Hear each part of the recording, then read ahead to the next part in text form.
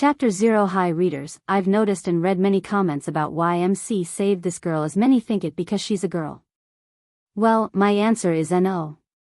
I know how you feel when MC saves a girl, because I too feel cliched and bored reading the same stuff all over again. But believe me, this is nothing to do with gender, and if you read the later chapters, you notice that even though she's a girl, he would not give her any special treatment. The reason for MC to save this girl was Abraz, the one who traded a piece of soul with Michael, had little to no knowledge about the world outside of the sanctuary he grew up. As you know, an assassin/hitman like Michael would want to know everything about his surroundings before making any moves. But he can't ask anyone to teach him about this world, as it would raise suspicions and might even kill him because of his low-level cultivation. Only because of this, he chose a crippled cultivator like Gaia, as she obviously can't hurt him, and if she tried, he could simply kill her. Since I hate harem, the MC will not go around the world and save beauties and get into trouble because of them. There's only one love interest, and romance will not come anytime sooner. Besides, if you have noticed, Gaia is a powerful cultivator, so wouldn't it be cool to have an op servant until he gets stronger? The system clearly states how loyal she is. Also, she's not a typical female companion who blushes at everything, calls the MC big brother, and brings him nothing but trouble. She would prove her value and do super awesome things in the future. My kind request to all my readers, especially newcomers, is please read at least until chapter 40 before giving a low star rating, because MC saved a girl. I put a lot of work in this book, and it sucks to read a bad review stating that you don't like MC saved a girl. Don't get me wrong, I love criticisms, that's how I improve my book. I can take any reviews no matter how bad it is if the review states a valid reason, but some leave a bad review when they only read until chapter 5 or 6. There were no valid points in their reviews but complaints about MC saves the girl. I rarely delete reviews even if it's a low star one when it states valid points, but now, I deleted a couple of reviews, not because they gave me few stars but they had no valid points and they only read a couple of chapters. So please at least read up to 30 chapters before leaving a review. Fewer stars in the review means my book will not show on the WN recommendation list, and people might even ignore the book looking at the reviews. I take this moment to thank all my readers who have been reading my book and sticking around. You guys and gals are wonderful, and expect regular updates from next week according to the update schedule. Chapter 1. In a place where there was nothing but darkness emerged 3 bright lights. Each light shone 1,000 times brighter than the sun itself. Damn, where's that bloody thing disappeared? One of the lights sounded furious, and its voice reverberated through the surrounding emptiness. Relax, Omega 2, the biggest threat we had is gone, now we simply need to search through the universe that we created and find that thing, other lights calmly said as the 3 lights started to glow brighter. Did you feel that? We are getting stronger. That means the Omega 1 is dead, the 3rd light sounded like it was laughing. Because of that thing it took us 100 millennia to kill Omega 1, the furious Omega 2 shouted. We must find it before it falls into the wrong's hands. After the battle with the Omega 1, I can't fight another Omega, even though the thing has the power to create another Omega. I don't think it can do that before we find it. What if it falls into the hands of our creations? We created them and we can certainly kill them and take what's ours. Now let's each take a sector of the universe and search, and don't forget our deal. Meanwhile, somewhere else, the village was littered with gore, blood, and bodies. Red, brown, and black were the new colors of what was once a secret hidden sanctuary, which has now become the stage of a disastrous fight. The air, which would normally be rich in scents of herbs, river, and the sounds of wildlife, now a hellish symphony of screams, explosions, and battle. The men adorned in full battle armor were slaughtering the hooded figures while more armored men surrounded the last hooded figure. Drop your sword, Abraz. Without you, we wouldn't have found this place. The least we can do is give you a swift, painless death, the man who wore full metal armor said as he removed his helmet and revealed his face. The evil grin and the scar on his face made him look even uglier, but Abraz was not in the state to rate his face as he was riddled with wounds and fighting with the overwhelming guilt in his heart. Looking around the dead bodies of everyone who raised him, Abraz wanted to kill himself in the most painful way, considering everything that happened here was his fault. For the outside world, this place had been nothing but a myth until he fell in love with the girl who used him to reach this sanctuary. Even though his mind told him that everything was over and the cosmic stream that they swore to protect had fallen into the hands of the king of Thusia, his heart refused to believe it and wanted to fight until he drew his last breath. The toll on both nature and sanctuary was enormous. It would likely take generations before this village could recover. It was clear gore, rubble and fire had engulfed the temple he used to pray at, schools he was studying, and the small houses he and his brothers lived in. Generations of elders protected this place and its secrecy, but it only took a girl and his love that destroyed the sanctuary. Whoever has the cosmic stream could tip the balance of the world, and that was why the elders of the first generation created this place and safeguarded the stream for years. But now, there were no more elders and he was the only protector standing alive. "Come on kid, drop your sword, don't make this hard, no." Abras shouted and dashed towards the general with his last bit of strength. So be it. Booth would have had a hard time defeating Abras if he was at his peak, but now, Abras was injured and lost his hope. Still, Booth was surprised by the speed of Abras' movement as he barely evaded the sword pointed to his throat. Booth was glad that the princess seduced Abras to turn him into a disease carrier and weakened the elders. The alchemists and healers specially created the flu to weaken the elders, and if the elders weren't weakened by the flu, they wouldn't have stood a chance against them, as even a student like Abras was able to threaten them. Realizing that Abras still had some strength, Booth quickly conjured his arch-energy and formed a golden shield around him. "Now we can dance." The rest of the armored guards had already started rummaging through the bodies of Abras' friends to find valuables as Abras wiped off the blood pouring out of his mouth. He could feel that he won't be able to live anymore as his heartbeat started to decrease and his muscles started to give up. Booth saw his movement slowing down and quickly dashed at him as he landed a heavy blow to Abras' ribs. The blow sent Abras flying and landed on the ground after hitting the burning tree. Abras' vision became clouded and coughed more blood as he heard the mad laughter of the armored men. "General Booth, kill that kid, His Majesty is on his way." Yeah. Booth waved his hand and made his way to Abras while he tried to clear his vision. "Forgive me, Elder Wright, forgive me, elders." Abras could see the smiling faces of Elder Wright, his teacher, and every who raised him since he was an infant. When their faces faded away and the face of Lila appeared in his mind, his anger erupted like a volcano. He used to recall her face and dream about a future with her, but now, he felt an overwhelming betrayal and anger. He thought she was an innocent farm girl from the nearby village when he first met her. As a disciple of the sanctuary, he was not supposed to interact with the outsiders, but when he saw a poor girl was going to be killed by a wild panther, he saved her. The mistake he made was, after saving her, he accepted to meet her in the place where he first saw her and began to develop feelings for her.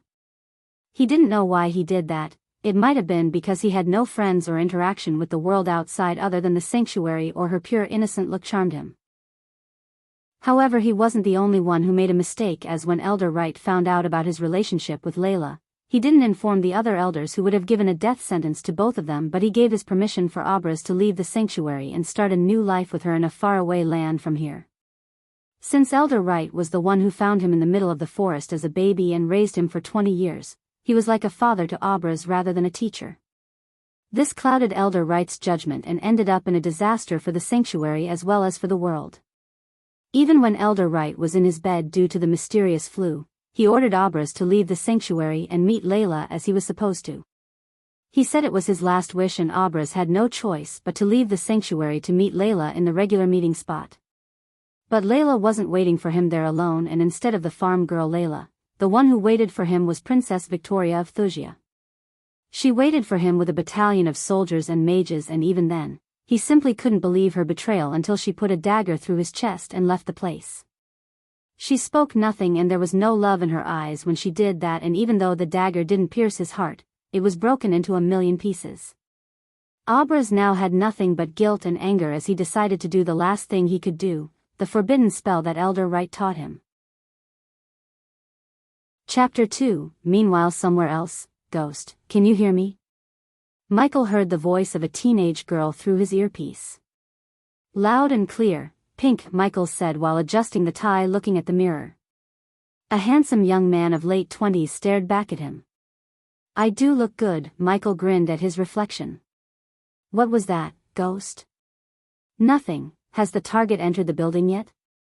Michael looked at his Rolex and asked. Not yet, but he will, in a couple of minutes. Pink was Michael's wingwoman or wingman, in case Pink was using a voice modulator to sound like a girl. In Michael's line of work, anonymity was extremely important. Until now, he didn't meet or know anything about Pink, as she didn't know anything about him, except his code name. The face in the mirror was just a disguise, as Michael had never revealed his true face to anyone. Remember, the client wants you to eliminate the target before he gives the speech, Roger. Michael took a last glance at the mirror and left the restroom. When he stepped out of the restroom, he was welcomed by a large crowd of rich people. Each woman seemed to wear designer clothes with accessories that were specially made for them, while the majority of the men dressed in classic black tuxedos with white shirts and bow. Michael would see the majority of their faces if he turned on the television or roaming through the streets, as they were all celebrities, politicians, and famous sportsmen. Can you get me an autograph from DICAP? Not for free. Michael put on his black sunglasses and pretended to be the security guard who he knocked down and left in the dumpster outside. Come on, Ghost, I don't have any money to give you. You should have saved your $250 from the last job, Michael said, and walked around the place pretending to check the perimeter. Pink didn't say anything, as Pink knew that he wouldn't do anything for free. In the world of assassins, Michael was a superstar, and only a small number of people on the earth would hire an expensive hitman like him. He had a 100% success rate. No other hitman in the world had such a record. Only a few of the law forces knew about his existence, but they could only speculate, as he never left any evidence or anything to put a file on him. And the only person who could prove his existence was Pink. But if a wingman like her betrayed her partner, the dark world would put a bounty on her and she would end up dead. So a person with 160 IQ level wouldn't do anything stupid like betraying him. Target has entered the building, Pink said, and he noticed the special forces from various countries entering the hall. And after a while, Michael craned his neck and saw a simple-looking old man entering the hall while armed guards surrounded him in a diamond formation. Many people in the gala looked at his simplicity with admiration. The target was a newly elected Prime Minister of Probra after he freed his people from the clutches of the previous leader of Probra, an evil dictator who had enough nuclear weapons to wipe out the entire human race from the face of the earth. The target had received various prizes and awards, including the Nobel Prize for his peaceful protest against the dictator. He was here to give a speech about ahimsa and world peace, and Michael was here to make sure the entire world see the demise of this man.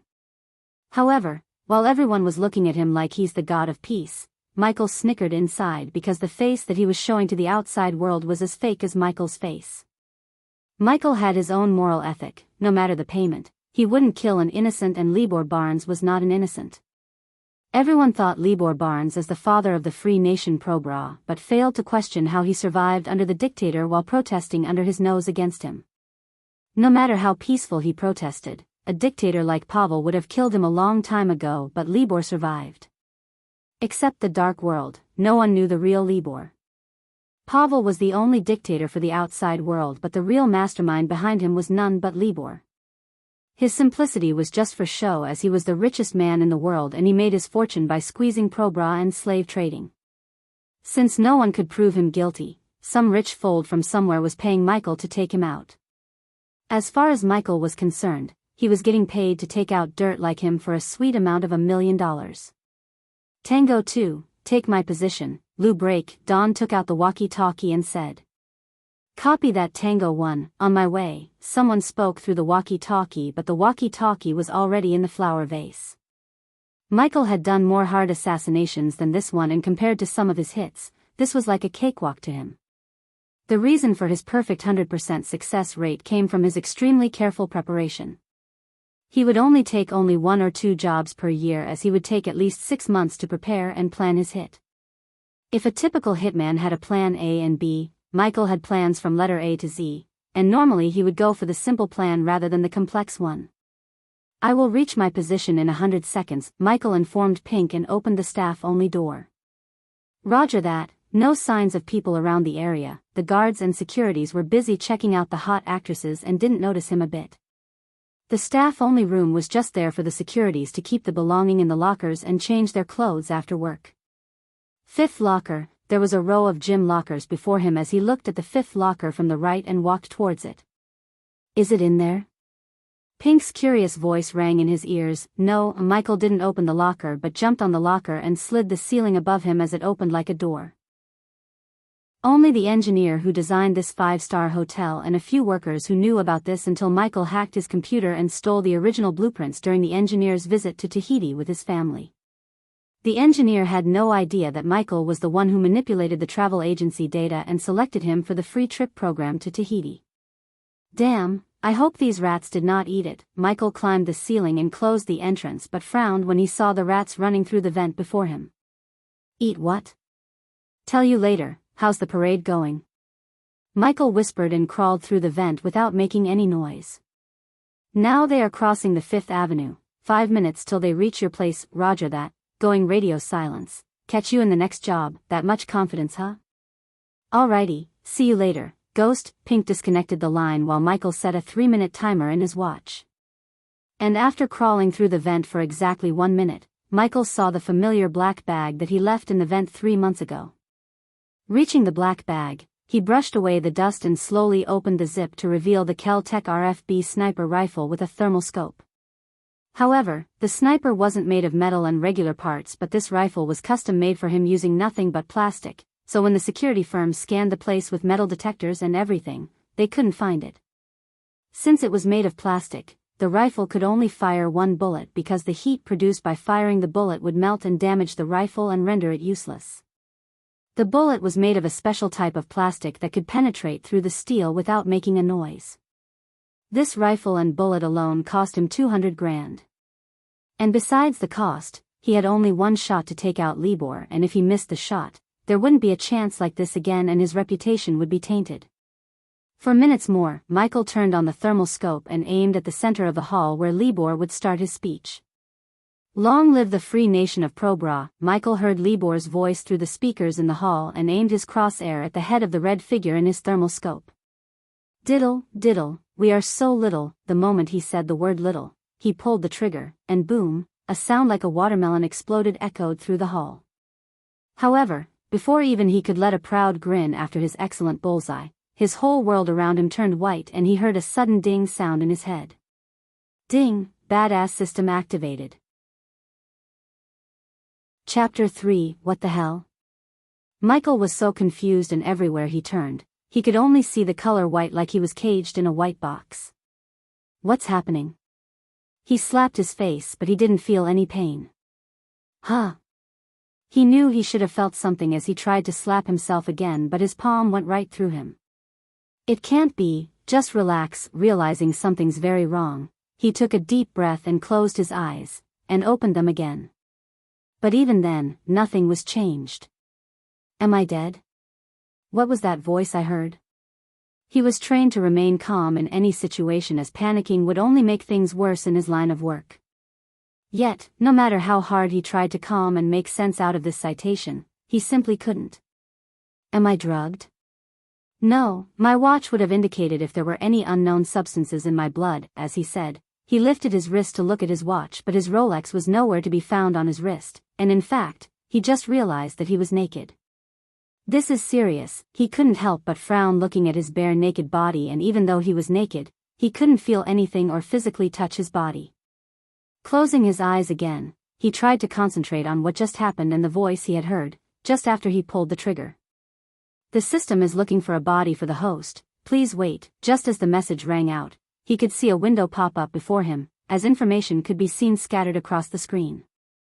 Host, Michael. Cultivation level, Arch Sensing Stage, Level 1. Experience points, 0/1000 badass points, 0 current skills, none occupation, none status, in spectral form goals, none notable skills, above average in marksmanship and combat. How?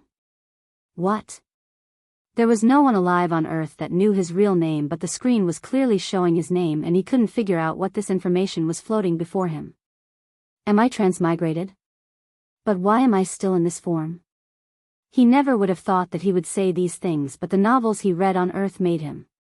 The system points, the cultivation. It must be that. He analyzed the situation calmly as he could, and he could tell that there's no other way to explain what's happening to him. Ding. The system has found a body for the host. As the ring sound appeared in his mind, the white background around him slowly started to fade away and he found himself in what seemed to be a battle site. "Forgive me, Elder Wright, forgive me, elders," Michael tried to step back as he could when he saw a hooded figure crawling under his feet. Shit, he noticed a man in medieval knight armor walking towards him as he quickly looked for a weapon in instinct. But the man seemed not to notice him as his gaze was on the figure under Michael's feet. Relenus perficassi silicus fantidius vengii virtula, as an assassin, he had enhanced hearing and he was able to tell that the hooded figure had said something in a foreign language.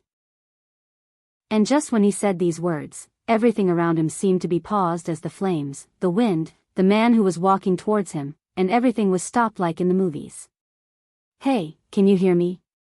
Since only the hooded figure was moving, he shouted at him.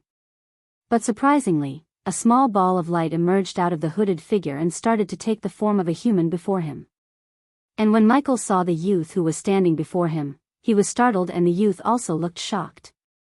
Michael felt like he was looking at himself from 9 years ago. The youth before him resembled his younger self. "Who are you?" Michael asked the youth before him, but the youth just shook his head. "There's no time to explain. I don't know whether you're the devil or not, but please take my remaining soul energy and avenge my people. Promise me." Michael could see an immense amount of sadness in the eyes of this youth when he asked him. The system suggests the host promise Abras. Finding a suitable body like this again would take 20 years. The system sounded like a warning as Abras stared at him for his answer. "It must be fate," Michael sighed. What were the chances of him meeting his younger self in a circumstance like this, and not to mention he seemed to have a system like in the novels. "I promise." Michael reached his hand out towards Abras as he didn't want to wait another 20 years in this form, and more than that, he couldn't say no to him. There was no smile or relief in Abras' face, but grief as he took a last glance at the place around him before turning into a ball of light and flew right into Michael. "The transmigration process has started, please wait." The robotic voice of the system appeared again in his mind, and then he was pulled towards Abras' body. After 2 days, through the heart of the forest, an idle river carried all the debris that fell in from above slowly downstream. Large branches sprouted from the trees and reached into the murky water as if trying to scoop up the swarming fish. Although the warm water was an olive color from the swirling mud and micro-sized organisms, one could see the underwater wildlife flourish in the shallow part. Swamp-like vegetation and old, rotting trees crept into the river's edge and created slimy pools of debris from withered leaves and twigs. Among the debris, a body was floating and moving downstream. And suddenly a ray of sunlight shone down and pierced through the closed eyes of Michael, who was floating on the river and abruptly awoken by it. Opening his eyes, he realized he was floating on the river and he quickly started to swim towards the shore before the river met a waterfall.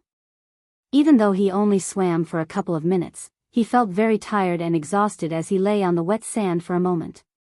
But when he relaxed his body, he felt extreme pain in his mind as someone hitting his head with the hammer. He clutched his head in pain while a great number of memories, both foreign and familiar, flooded his mind. "Ah!" Michael couldn't hold back the anger and shout at the sky with all his might. He felt overwhelming guilt, anger, helplessness, and betrayal at the same time. These memories and feelings were so lifelike that they almost felt as if he had experienced them himself. In a short amount of time, he experienced the whole life of Abras. That bitch. After separating his own memories from those of belonging to Abras, Michael's face was full of anger. Transmigration completed. Host can now access the system. The familiar sound appeared in Michael's mind and drew his attention. Host has received a gift bag from the system. Do you wish to open it now? The time around him seemed to be stopped when the screen appeared before him. Alright, let's see what I'm dealing with. Open the gift bag. Instantly, the page in his vision transformed into a golden box. The box opened as several beams of light streamed out before fading away. Congratulations, Host Michael, for obtaining the initial level experience pill. Using the pill would give 10,000 XP. Congratulations to Host Michael for obtaining 2 healing potions. Using this potion would completely heal the host and cancel out any negative effects, and the host would be invulnerable to attacks for 2 minutes. Congratulations to Host Michael for obtaining the beginners. Several dings continued to ring in his mind as the interfaces tuned red. Ding. The system has detected that the host is too weak and insist on the host to consume the XP pill immediately. System, how do I use the pill? The interface changed when he asked, "Do you wish to?" "Yes, I do." Michael rushed the system before it could complete the question, as in his mind he could hear a series of messages from the system. Frowny face. Host Michael used the initial experience pill and received 10,000 experience points. Congratulations to host Michael for leveling up. The current stage is Arch Sensing Level 1. Congratulations to host Michael for leveling up. The current stage is Arch Sensing Level 2. Congratulations to host Michael for leveling up. The current stage is Arch Sensing Level 3. Congratulations to host Michael for leveling up. The current stage is Arch Sensing Level 4. Congratulations to host Michael for leveling up. The current stage is Arch Sensing Level 10. Immediately, Michael sensed a surge of power pass through his entire body, causing his hairs to stand straight. Following that strange sensation was a feeling of extreme comfort. The pores all over his body opened up completely, greedily devouring Arch energy from all around. Congratulations to host for reaching the Foundation Stage Level 1, and in a matter of seconds, he could feel his body experiencing a tremendous change as his muscles became stronger and he felt strange energy around him. It was almost as if he could fight the most formidable fighters on the earth. And soon the feeling became familiar due to Abra's memories, and then he hurriedly sifted through the memories that didn't belong to him, gaining a clear understanding of his present circumstances. After searching through Abra's memories, he realized that Abras belonged to a secret group called the Sanctuary that protected the legendary cosmic stream. According to his memories, the water from the stream had purified Arch energy and some kind of another energy that would boost someone's cultivation level by many folds, cure any illnesses, keep him young forever, and do many wonders as long as he or she keeps drinking the water from the stream. But unfortunately, Abras didn't have any contact with the outside world and had no useful information that could have made Michael's life so much easier in this world. Yet, that didn't discourage him even a bit but put a wide grin on his face. "Well, I have a system like in the novels, and unlike those fictional characters, I can dominate this world for real. Let's begin." Chapter 4. After crawling away from the river, Michael found a big tree and sat under it to familiarize himself with the system. "Hey system, come up," he ordered in his mind as the interface popped up before him. He could see the tabs such as Host, Shop, Storage, Subordinates, and Upgrade. Michael looked left and right to see if anyone or anything was coming, but weirdly everything seemed paused. While you access the system, the time will be momentarily slowed down until the host quit the system. "Wow, cool," his brows raised in surprise hearing the robotic voice. "Open Host." The system opened the Host tab, and like in role-playing games, his naked body appeared before him along with his stats. Host, Michael cultivation level, Foundation Stage, Level 1 experience points, 4,000/20,000 badass points, 0 current skills, none occupation, none status, healthy goals, none notable skills, above average in marksmanship, proficient in close combat, proficient Abra's skills merged with him, so he instantly learned everything that Abras learned in his lifetime. Let's see what's in the storage. The storage tab opened to reveal a couple of items lying before him, and when he concentrated, the details and attributes of the items appeared above them. The first item in his storage was a black tactical knife as the knife appeared in his hand. Perfect balance and very sharp. He touched the knife's blade with his thumb and said. Name, SOG Seal Pup. Elite blade length, 6, 75 inches total length, 12.00 inches total weight, 5, 40 ounces special trait. Can penetrate the defense of anyone under body strengthening stage, level 6. System, list all these cultivation level in ascending order. The interface changed and a list of cultivation levels appeared before him. Arch Sensing Stage, Foundation Stage, Body Refining Stage, Body Strengthening Stage, Core Formation Stage, Core Strengthening Stage, Soul Refining Stage, Fusion Stage, Half Immortal. Asterisk system needs to be upgraded to reveal the next levels. At the end of the list, a red warning label appeared. Upgrade? What level are you now? How do I upgrade you? Current system version is 1.0. The system needs 10,000 badass points to be upgraded to version 2.0 inch. Let me guess, more functions and more shop items will be unlocked only if I upgrade you. Michael read enough novels in his free time to realize how the system might work. The host is correct. How do I earn these badass points? Is there a guide or how to list? Whenever the host acts badass, the system will reward you with badass points. Not to boast, but I'm a badass. System, so it won't be hard. Michael proudly grinned and expected an answer from the system, but he didn't get one. He already checked the healing potion, so he moved to the next item, which was a blue gift box. Does the host want to open the box? No shit, Sherlock, open it. With a flash of light, the box opened and a black dress appeared. Wait a minute, is this? Michael didn't need any introduction to the dress because it was one of the most iconic costumes in his world, the black costume of Neo from the Matrix movies. Item name, Neo costume. Special trait, none. Durability, 6 months. Equip it. Since he was naked in a new world and this costume looked super cool on him, he ordered the system. The costume fitted him perfectly, but he noticed something was missing. Hey system, where are the sunglasses that come with this costume? Does the host wish to buy the Neo black sunglasses? Yeah, give me that. The interface changed and entered into the shop tab where he saw the black sunglasses floating before him. 300 badass points? Shit, I don't have much. Then the system recommends the host to explore this world and earn more points. Let me browse the store for more. The shop was categorized into weapons, potions, armors, and miscellaneous. The moment he saw the weapons tab, he opened it with his mind, and a huge range of guns, knives, bows, and a lot more appeared. A Navy Colt is 10,000 badass points? Hey system, isn't that too much? Even though he didn't know the value of the badass points, 10,000 for an old Colt seemed to be very pricey. A gun is too overpowered for this world, hence the price.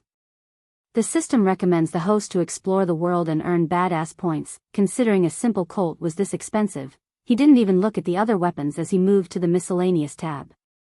There were a few cards that appeared and he looked at the first card. Name, surrounding scanner function. Scan the host's surrounding for the presence of life. Area of effect, small. Current level, level 1. Next level, scan will identify potential threats. The area of effect will be increased. Price, 300 badass points. Might come in handy. What's next? He scrolled to select the next item. Name, teleporter function. Teleport the host to a different place instantly. Distance, small. Current level, level 1. Next level, the distance will be increased. Price, 700 badass points. Teleporter, huh? Fancy. Next. Name, X-ray vision function. Enable the host to activate X-ray vision range, small. Current level, level 1. Next level, the range and the effect will be increased. Price, 1000 badass points. Useful, but not that important. After this card, the system required to be upgraded to view more cards, and after fiddling around the system for a few more minutes, Michael closed the system and stood up to start his adventure in this world. I missed that sunglass. Tying his hair in a ponytail, Michael started to follow the river as Bear Grylls told in the channels. Okay, first, I need to find a city or village and gather more intel about this world. Then I should look for a way to earn more money. And speaking of money, hey system, can I convert badass points into gold coins or buy coins in a shop? The system needs to be upgraded to level 6 to unlock that feature. He heard the robotic voice and sighed. It's settled. I need to look for a way to earn money. I hope this world has hit contracts. After walking for 1 hour, the clouds started to become darker and the wind was blowing like it would uproot the trees any moment from now as purple lightning cut crazy zigzag into the dark sky. Storm, that's what I need now. Michael sighed and looked for a house or anything that looks like a shelter, but he couldn't find any. It seems I need to go into the forest to take shelter. Until now he avoided the dark forest and kept walking on the river shore. However, now he had no choice but to go into the forest before getting struck by lightning. The bare branches spiked into the sky. No sign of life was to be found anywhere. It was so dark, he was barely able to see where he was going. There were only small sounds of rustling bushes and the howl of the wind. He didn't know what lay in this dark forest. All he knew was that it wasn't going to be a peaceful time walking into the forest. Fortunately, when the downspout started, Michael found a big tree that had gigantic leaves and huge branches. He felt so tiny standing in front of the tree. Since Abraz lived his entire life in the forest, he was an expert in climbing trees, and now, Michael was able to use this skill to climb this tree and take shelter under its leaves. Like a monkey, he flawlessly climbed the tree and comfortably rested on the branch. Hope there are no snakes in this tree. Chapter 5. Michael was searching his mind to find anything that could help him survive in this world while the heavy rain was pouring from the sky. On Earth, he would spend most of his time preparing before actually eliminating the target. He deeply valued intel and preparation, but after searching his mind, he couldn't help but feel extremely unprepared. Am I missing, Pink? He shook his head. Hey, system, what happened to my body back in my world? The host's body was disintegrated during the crossing over. Well, at least my reputation won't take a hit and those losers won't find me. Since his body was destroyed, the cops and the federal agents wouldn't find him and he would still remain as a myth, a ghost to them who had a 100% success rate in assassinations. While proudly grinning about his reputation, he suddenly heard footsteps and hissing sounds. He quickly checked the other branches near him to see if there's a snake nearby, but when he focused, he found that the sound of footsteps was coming from the ground. As he was searching for the source, he saw a group of 5 strange-looking creatures dragging something. If he saw these creatures on Earth, he would have been shocked beyond words and even slightly terrified, but because of Abra's memory, he recognized these creatures. Snake men, freaky, some of their upper bodies resembled the body of a snake, in particular, a cobra's, and their lower body seemed to be human. And 2 of them had the head and torso of a human but had the body of a snake as their lower part. Michael knitted his brows when he noticed the thing they were dragging was not an object but a girl who seemed to be in her late teens. Detra, let's take a break here, I'm too tired to walk in this damn rain, one of the snake men complained and stopped his group. He's right, we are walking 2 days straight without any break, but we still have a long way to the Nagaland. We can't afford to lose her again. The queen will skin us alive if we did, the one with a cobra head hissed, but the others chuckled looking at the girl. Look at her, Detra, the elders crippled her cultivation and now she's harmless as a butterfly. Besides, how can she escape with ropes tied around her limbs? And she can't turn into her true form anymore. Michael looked closer at the girl and found a small glimmer of snakeskin on her neck and realized that she wasn't a human but one of them. 3 body refining stage level 7. 1 level 8 and level 10, normally killing them with his level of cultivation would be an impossible feat. However, the system gave him the perfect tool to kill them if he could catch them by surprise and kill them silently one by one without alerting the others. But before that, he decided to open the system and browse the subordinate tab. At the moment, the interface was empty and on the corner, the system showed him the maximum number of subordinates he could have. 3, huh? For the moment, it's enough. But system, explain how's this subordinate thing works. When the host wants to make someone his subordinate, you can activate the system's recruitment feature. The target must be willing to accept to be host subordinate, and if the target is willing, the system will recruit the target as host subordinate. Can a subordinate betray me or know about you, the system? Host doesn't have to worry about that. A subordinate cannot betray or harm the host in any way, and if the subordinate acts in any way that brings harm to the host, the system would activate the countermeasure and eliminate or punish the subordinate before the subordinate could harm the host. For your last question, except the host, none would know about the system's existence unless the host chose to reveal it, but the system strictly recommend not to do that. Cool, that's what I like to hear, and am not crazy and dumb enough to say that I have a system in my mind. He closed the system as the world before him came to life. Okay, let's take a break here, but after this rain stops, we leave here, get it?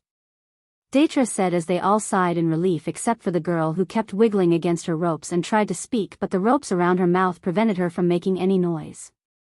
Good, go to sleep, snakes. Michael watched them from above and felt like the predator from the movies.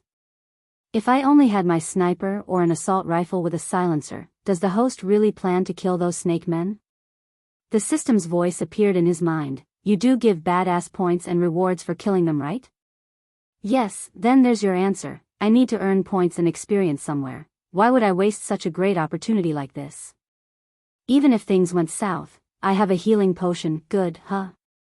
For a moment, the system sounded actually human in his mind, but that feeling disappeared quickly. Considering the branches of the tree were long and big, Michael slowly jumped branch to branch like a monkey and checked the perimeter to see if there's another group of snakes on their way. While looking at the group, Michael witnessed Detra creating fire from his hand. A stream of fire flew out of his hand and fired up the bundle of wet wood. Cool magic. Michael's eyes sparkled looking at this because this was the first time he had seen such a thing in real life. System, can I do that? He asked the system in his mind as the system showed him a red color card. Skill name, Dragon Fire class, offensive type skill function. Host can send a stream of dragon fire from his hand's range. Small current level. Level 1 next level. The range and the intensity of the fire will be increased. The host can use both hands at the same time to send the fire stream. Price: 600 badass points. I must buy this. A wide grin appeared on his face and he felt more motivated to kill these snake men and earn more badass points. In his line of work, patience was crucial, so he trained his mind to replay a movie once he wants. And after replaying a couple of movies, the snake started to hiss, which seemed like a yawn, and the forest grew darker and darker as only the campfire and the flashes of lightning provided light.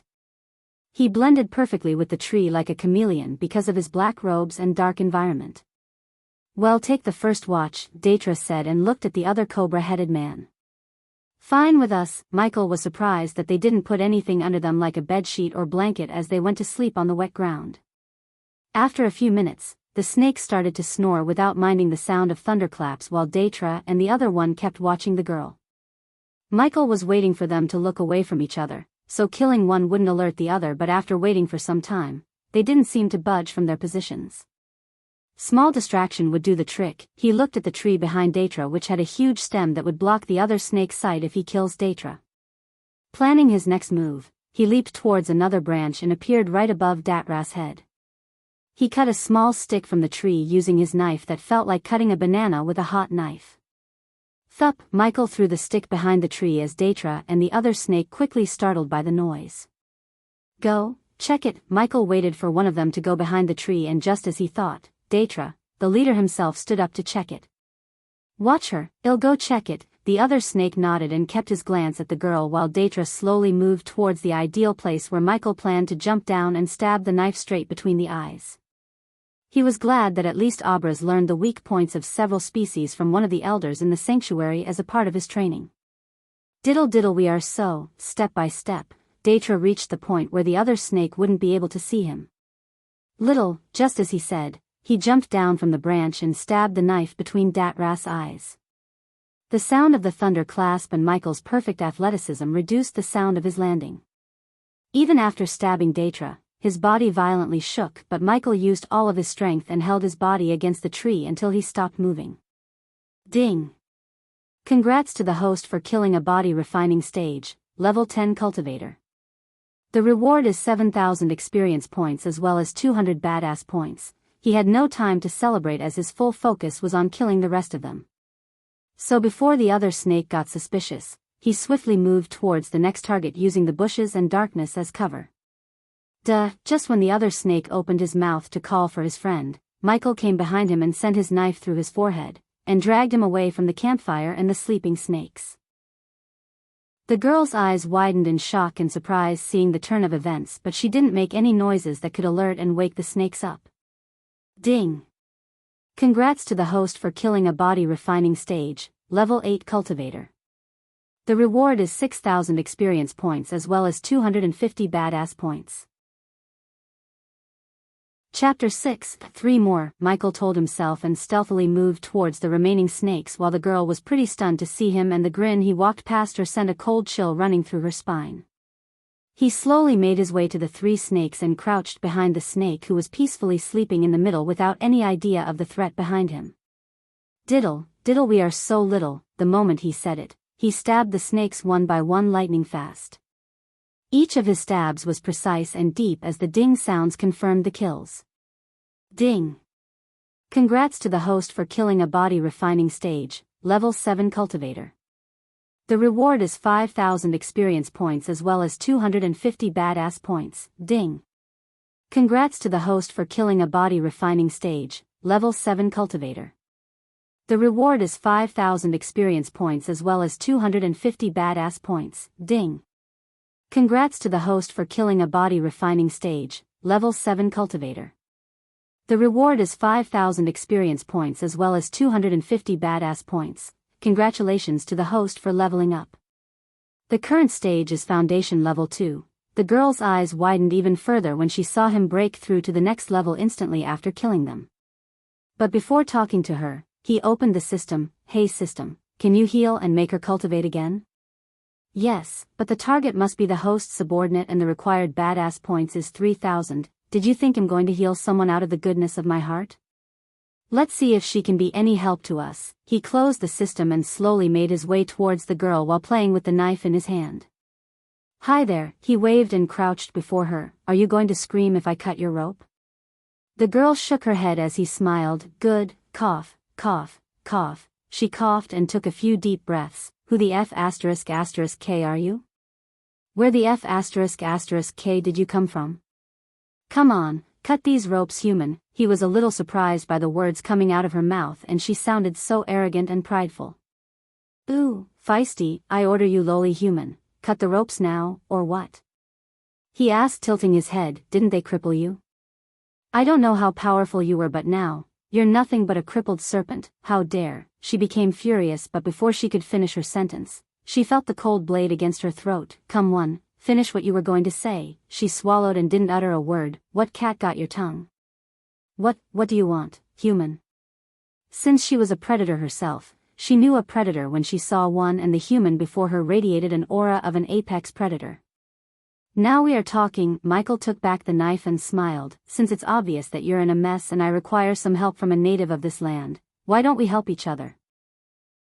Humph, the girl snickered. If you can kill a core strengthening cultivator, I will gladly help you. But look at you, you are just at a foundation level. That bitch's mate is stronger than you. I'm not planning to be at foundation level for a long time, and even if I can kill that bitch. He air quoted the word bitch and continued, I won't do it for free, but what I am offering to you is, if you accept to be my subordinate, I can heal your crippled cultivation when I get stronger. She was taken back by surprise for a moment, but in a few seconds, she started to laugh like a maniac. You think I fall for that crap? No one can heal a crippled cultivation, human. There was a slight sadness mixed in her voice when she said. Hearing her, he opened up the system. Hey system, can you have anything that could make her believe that I can heal her? A small white pill appeared in front of him. Basic tier revitalizing pill. The pill can partially heal the cultivation crippleness of the target. How much? He knew that the system wouldn't give this pill for free, as he needed to buy this using his badass points. 50 badass points. If host by 100 pill bottle, the system can make an offer of 4,000 points. Geez, you sound like a cheap agent. Give me one. He growled and bought a pill from the system shop. Crap, huh? The girl saw a white pill appearing in his hand. What is that? Before she could ask, he put the pill into her mouth and forced her to swallow the pill. And just as she was struggling, her surge of energy appeared in her body and her eyes widened in shock. I can feel the arch energy again. A wide grin appeared on her face, but her grin froze on her face when the effects disappeared. What the miraculous pill did you give me? Do you have more? Come on, give it to me. Give it to me. She moved closer, too close that he could even smell a tint of jasmine scent coming out of her hair. Whoa, easy there, tiger. It's only a sample. Agree to be my subordinate and help me get stronger, then I will give you more. What do you mean by a subordinate? I'd rather be dead than be someone's slave. Her face turned very serious as he shook his head. Who said anything about being a slave? You just be my assistant. Do you know what an assistant is? She still seemed unconvinced as he stood up. All right, your loss. It seems you don't want to revenge. I'm sure that someone will come looking for you soon. Feel free to tell them what happened here, he said and took a step forward to leave. Hey. Wait, he halted his step when he heard her shout and turned back. I can accept to be your subordinate, but I won't sign any contract. System, does she need to sign a contract to be subordinate? No, the system only needs to say yes to be the host subordinate willingly. She didn't know why he was suddenly smiling. No contract, just say the word yes. Are you willing to be my subordinate? She was snickering inside, planning to rob him in his sleep, but didn't show her true feeling on her face. Yes, I am willing to be your subordinate. Does the host wish to accept Gaia as a subordinate? Gaia? Nice name. Yes I do, system. Yes I do. In a few seconds, Gaia's figure appeared before him alongside her stats, which were nothing but 0 at the moment due to her current state.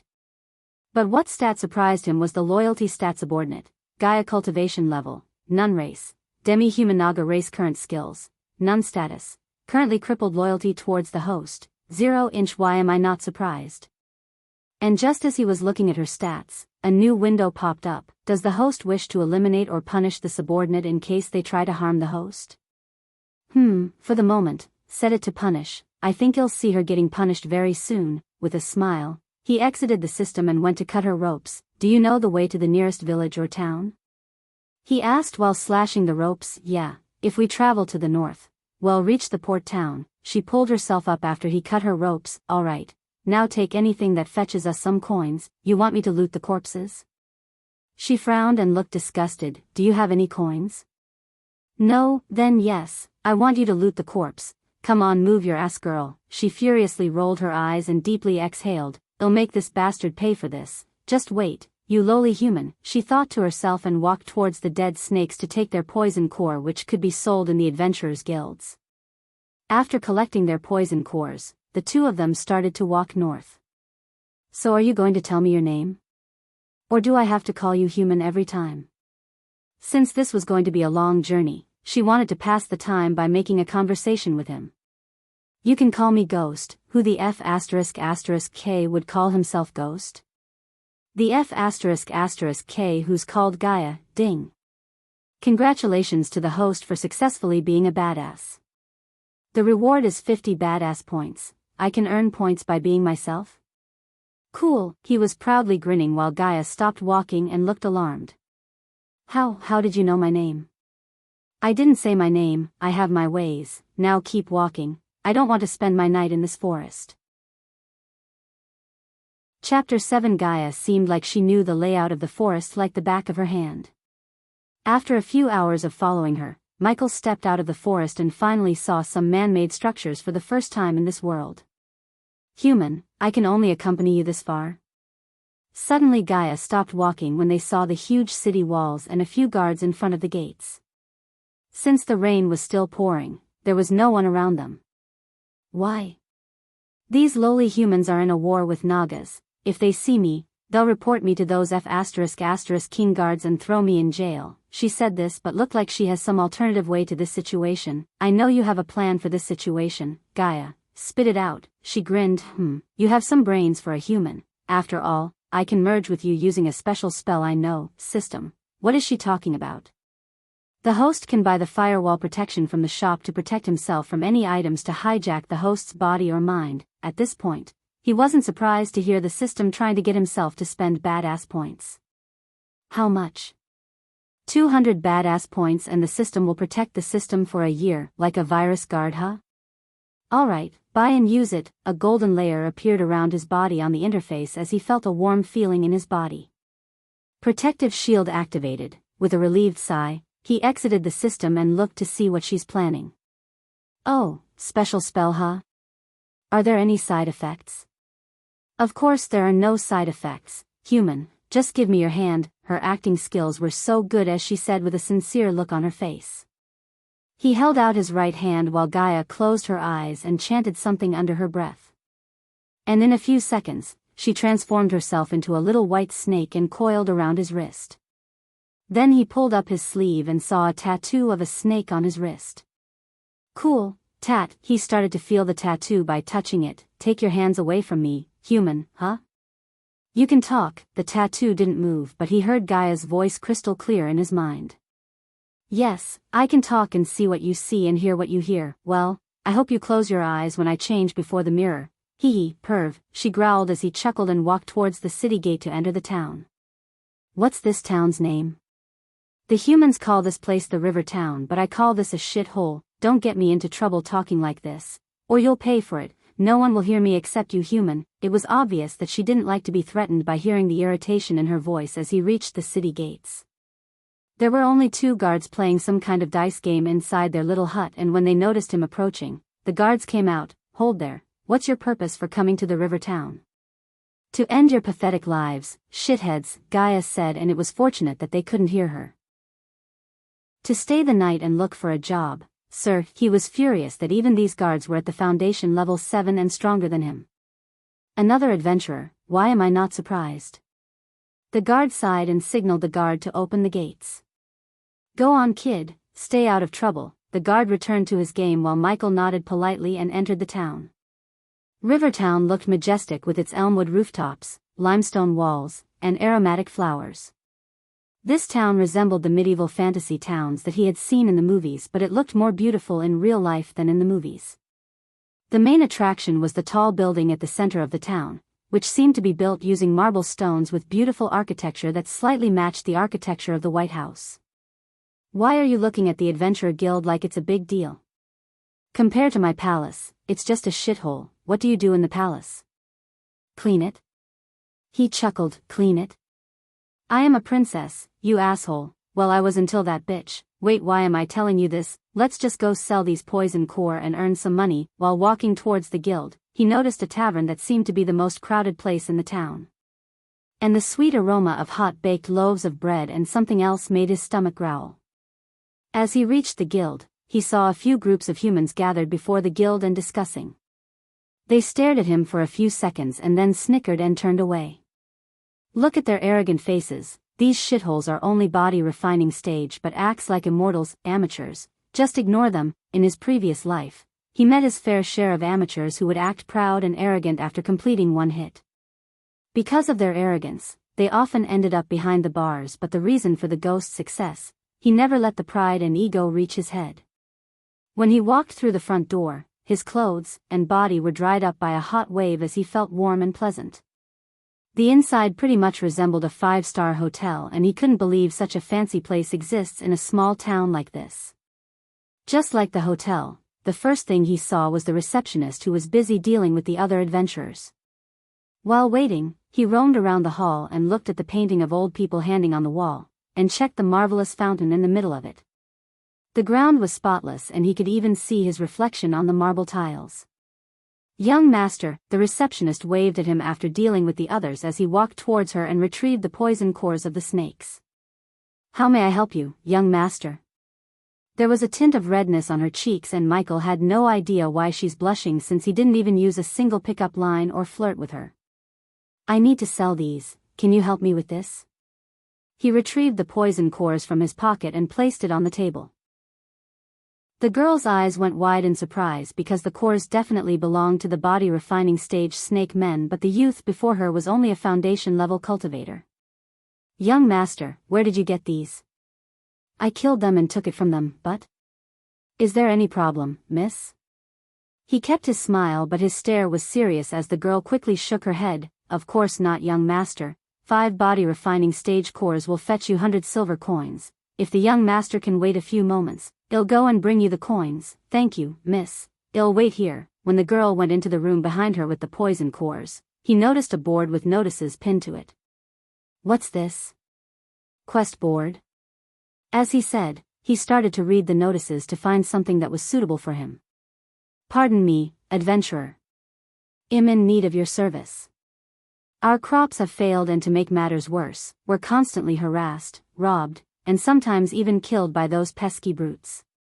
Hero, would you be so kind as to get rid of those horrible miscreants? I'd love to join you, but it'll be up to you. I don't want to get in the way. You are fully capable of handling those miscreants. Try to kill all those who stand in your way. We don't need their filth in our lands. Should you succeed, I will be able to repay you handsomely. It'll be worth your troubles. Now hurry, champion, there's no time to waste. Excuse me, traveler. I need your help. My brother is such an idiot, he keeps pulling pranks on me and I'm sick and tired of it. It's time for payback and I know the perfect way to do it. My brother is scared of forest spirits, they're not real, but I'm going to make him believe they are. I've made this wooden mask, but I need some more items to make it really scary. Would you mind collecting some for me? I need rainbow fowl feathers, some glimmer weed to make the eyes glow and a whole lot of seaweed. I wish I could pay you far more than I can, but what I can pay isn't less than what's fair either. Excuse me, adventurer. Please, lend me your hand. I've been betrayed by my own foolishness. I knew I shouldn't have hired mercenaries. Instead of fighting the bandits, they joined them. Hero, teach them a lesson in honor and make sure they remember it. Curse those nasty lowlives. I'm in no state to fight, but I know you'll manage without me. Be careful, hero, don't underestimate those lowlives. Try to take down as many of them as possible, the less of a threat they pose the better. Reward, 60 silver coin per head. This last one seems interesting and dangerous too. Don't get cocky, human. You're just only a foundation stage cultivator. pick something to your level, like fetching ingredients for the mask. The system recommends the host to take this quest. More the legend of the host grows, you'll receive better items from the system. Cool. He had already decided to take on this quest because only by killing more people, he could earn more experience points and level up. Chapter 8. Young Master. The girl called out to him when she came back with a pouch of coins. 200 silver coins, as promised. Young Master, please check it. 200 silver coins, the system's voice rang in his mind. No need, I need your help with something else though. Please tell me. Young Master, I decided to take this quest. Is there a procedure I have to take care of before taking a quest? The girl nodded and took out a small form from her desk. You need to register with the Adventure Guild. Young Master, do you wish to join the guild now? Yes, I do. Wonderful. The girl revealed all of her pearl-white teeth by letting out a wide grin. Please fill this form. Young Master, the form had pretty standard stuff like name, cultivation level, party name, and party members. Michael didn't plan to form a party as he liked to do things alone, and the only reason he was putting up with Gaia was she had knowledge about this world and he could use that knowledge to his advantage. He thought of her as Pink, his aide in the earth. But he was planning to recruit more people as his subordinates and expand his influence throughout the world, so he could sit back and enjoy the wealth created by them while growing stronger and stronger. For the time being, he liked to do things alone like a lone wolf. So on the form, he only filled his name and cultivation level and left everything else blank. The ghost? The girl looked perplexed looking at his name, but it was quite usual for the adventurers to use names like these, therefore she didn't ask any question. Young Master, if you don't know any party to join, the guild can suggest you parties that look for one more member. No need, I like to work alone. I'm right here. Gaia's voice sounded in his mind. But young master? I can look after myself, miss, trust me. Pretty face and no brains, pity, what a handsome lad, but he's going to end up dead. The girl sighed inside and nodded. After taking one last glance at the form, a white light appeared from the girl's hand as she scanned the form using the light. Here is your adventurer card, young master. If you lose it, you have to pay 50 silver coins at any of our branches and receive another one. Each quest you successfully complete will give you points and added to your card. Harder the quest, more points you'll earn, and more points you earn, the more high-value quest will be presented to you by the guild. As she said, she gave him his adventurer card. It was a yellow card the size of a credit card with his name etched on it. Young master, what's the quest that you wish to take?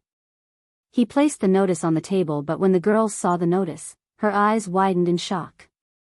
Young master, this quest, are you sure you want to take this? This is marked by the disciples of the Morning Star sect, those shitheads again, F***K, can I take it or not? He had read enough novels to realize that most of the sects are just assholes who like to bully the weak, and he didn't like to be bullied. Young master, you can, but, let me guess, no one would take the quests that have this mark. He pointed at the star mark on the corner of the notice as the girl nodded. I'm taking this. If they have any problem with that they can find me. Ding. Congratulations to the host for successfully being a badass. The reward is 50 badass points and a teleportation scroll. You shouldn't have done that, human. He didn't mind Gaia as he put the card and the pouch in his pocket and left the guild, leaving everyone who heard he was taking the Morning Star's quest stunned. He's dead. What an arrogant kid. Look, he's just at foundation stage. Look at his clothes. I bet he came from another kingdom and know nothing about Elon. On his way out, he heard several people muttering about him as he exited the building and made his way towards the tavern he saw earlier. Shit, human, that was a dumb move. If you get killed, they'll get me too, and how can you heal me if you're dead? Relax, I'm not the one who dies, sweetheart, I'm the one who kills. Ding. Congratulations to the host for successfully being a badass. The reward is 50 badass points. You better not die, human. I don't want to get caught by lowly humans and sold to Naga land. We think about that later. Now I want to eat and get a good sleep listening to the rain and thunder. Lucky Cat Tavern. From the outside, the tavern looked snug, intimate and warm. Large and small stones and marble stones made up most of the building's outer structure. It was impossible to see through the stained glass windows, but despite the sound of thunderclaps and rain hitting the roofs, the warm noises from within could be felt outside. As he entered the tavern through the hard wooden door, he was welcomed by laughing voices and the smile of a waitress. The bartender was working hard but still managed to welcome him with a smile. It was as charming inside as it was on the outside. Several walls supported the upper floor and the rows of small candles attached to them. The walls were littered with so many different memorabilia, he was not sure if they tried going for a specific style at one time or just put up anything they liked. The tavern itself was packed. Adventurers seemed to be the primary clientele here, which would often lead to exciting evenings. Several long tables were occupied by what must be separate groups who have bonded over great food and conversation. The other, smaller tables were also occupied by people who clearly enjoy each other's company, though they seem to be strangers who have met here. Even most of the stools at the bar are occupied, though nobody seemed to mind more company. Making his way through the crowd, he managed to find a seat and waved at the waitress as she came running to him with a wide grin on her face. "Welcome to Lucky Cat's, young master, what can I get you?" He was surprised by the beauty of this girl because if she was in his world, she could have been a dazzling actress. She had the perfect figure and golden blonde hair to complement her rosy cheek and fairness. But she seemed like the person who gets harassed by these adventures and strangers, so he didn't say anything about her beauty and hit on her. "What's on the menu?" "Pan-fried lemon yak, smoked beets, and lemon mammoth tenderized rice and fish, and finally today's special poached creamy mutton." He had never heard of these dishes and couldn't wait to try, especially the special. "Give me a special, that'd be 10 silver. What do you want to drink?" "Young master, we have ale and freshly brewed beer, just hot water. Put some lemon and mint leaves if you have any." The waitress seemed surprised, but she nodded and ran back to the kitchen to bring his order. "Do you want anything?" he asked Gaius, slightly brushing his wrist. "Humph, how could I eat in a place like this? I have standards, human, unlike some. Even with crippled cultivation, you still act bitchy. They should have broken your mouth instead of the meridians." "Hiss," she hissed at him, but that only made him grin. And after a few moments, the waitress brought him his order as he gave her 15 silver coins. "Keep it, and do you have rooms to stay the night?" Her face brightened in delight seeing the tips. "Of course, young master. We have a few rooms available, and if you want, I can put you in our cleanest room." "And how much would that be?" 5 silver coins a night, young master." He took out another 5 coins and handed over to her. "They'll bring you the key and show you the room when you finish your meal." "Young master." "Great." The waitress smiled again and went to take other orders while he started to stuff the juicy meat into his mouth. "This is delicious." Eventually, he finished his meal as the waitress showed him his room. The room was nothing like the fancy rooms he used to stay in his world, but they more resembled the rooms of the shady motels. It had a single bed, a small table, a chair, an old mirror, and a candle holder with a half-burned candle.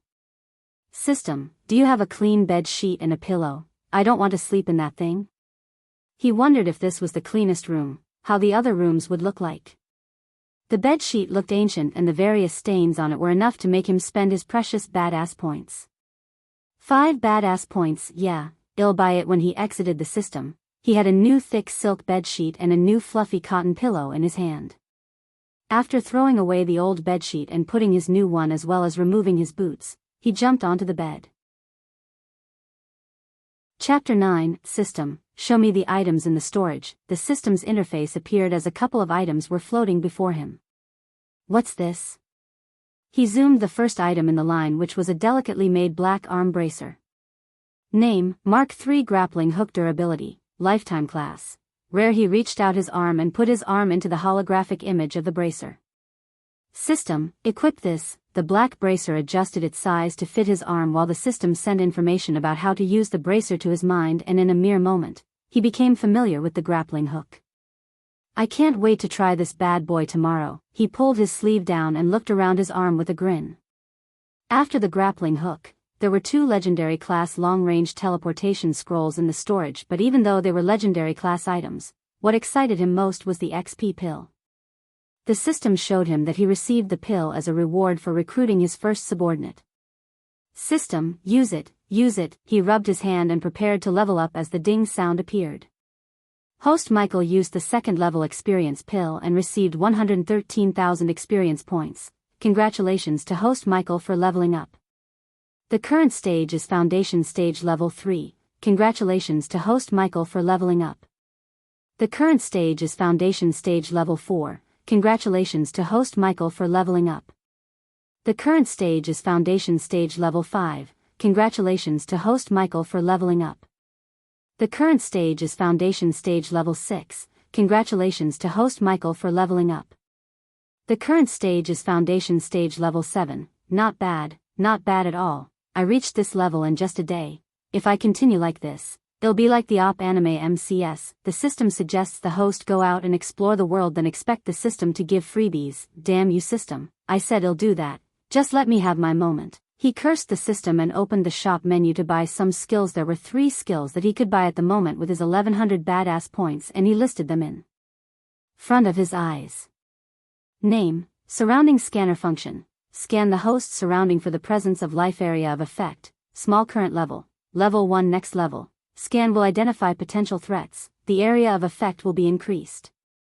Price, 300 badass points. Name, teleporter function. Teleport the host to a different place instantly. Distance, small. Current level, level 1. Next level. The distance will be increased. Price, 700 badass points. Name, X-ray vision function. Enable the host to activate X-ray vision range, small. Current level, level 1. Next level. The range and the effect will be increased.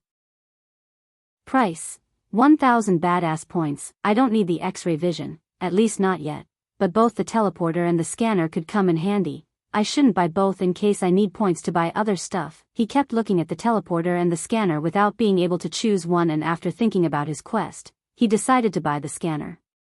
System, I'll take the scanner. Ding, the host has successfully acquired the level 1 surrounding scanner. He experienced mild pain in his head, and then he could sense the presence of lives around him for a small radius of distance. He was able to pinpoint the exact locations of people in the inn and track their movements with his mind. And although he couldn't explain the feeling, it felt like a 7th sense. Cool, now I don't have to worry about surprise attacks. System, show me my stats. Host, Michael. Cultivation level, Foundation Stage, level 7. Experience points, 0/25,000 badass points, 800 current skills, none passive abilities, environment scanning. Occupation, adventurer. Status, healthy goals, none subordinates, Gaia, loyalty level 2%, notable skills. Above average in marksmanship, proficient in close combat, 800 points remaining. System, show me the magic spells you have. I must buy something before going. For the next quest, spell name, Felenergo effect, envelope the caster's weapon with a fiery energy. Upgradable, no cost, 200 badass points. Cool, but I need to buy a spell. Offensive spells will be better. He waved his hand and looked at the next spell. Spell name, Arirus effect, creates a barrier of frosty energy. Upgradable, no cost, 200 badass points. Not upgradable, nah. Spell name, Incentini's effect, summons a magical guardian spirit. Upgradable, no cost, 400 badass points. 400 for a non-upgradable spell, not a chance. Spell name, Silenio's effect, creates several bolts of frosty energy. Upgradable, yes. Cost, 250 badass points. Frosty energy. Rubbing his chin, he moved to the next spell, and the next one immediately put a wide excited grin on his face. Spell name, Ignitia effect, creates several bolts of lightning. Upgradable, yes. Cost, 300 badass points. System, why didn't you show me this first? The system knew the host would favor this spell, but the system wanted to make the host take a look at the other spells too before the host make a decision. The last spell, the lightning bolts, would come from my hand, right? I don't want a spell that sends out bolts of lightning from my butt. I can't even imagine that. Yes, from hand. Host, he noticed the system sounds different, like it was annoyed by his question. Alright, take my points and give me that spell. Ding, the host has successfully acquired the level 1 Ignitia. Again, like before, a mild pain appeared in the head as the system imprinted the spell's workings in his brain. Learning the spell, he conjured the arch energy and created a few tiny bolts of lightning with his finger as his eyes sparkled in excitement and joy. COL, he could tell that the more arch energy he uses, the more powerful the bolt would be.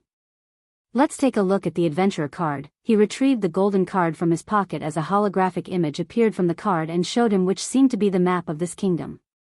On the map, a small area was marked by a red circle, and this might be the location of the quest. I should rest a few hours and go there in the night. As he said, he closed the system and laid on the bed to get a good sleep before going after the bandits and the mercenaries.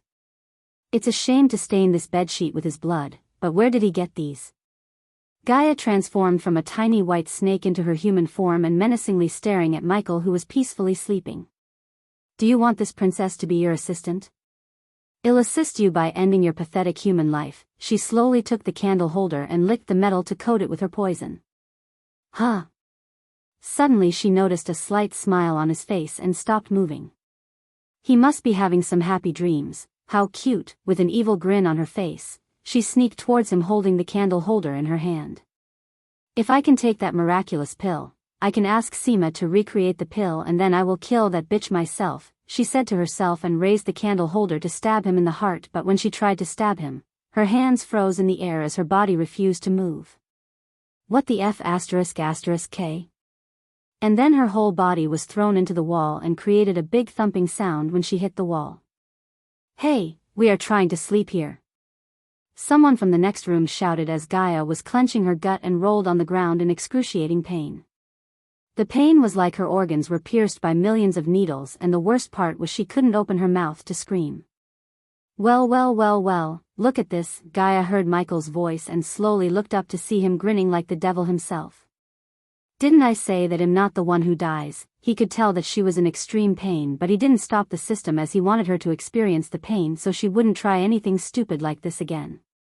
The moment she left his body and thought about harming him, the system alerted him in his sleep but paused the system for a moment and let her think she could kill him. Is this how you repay me? It seems like I have to kill you. Gaia saw the black knife appear in his hand as she tried to crawl away from him.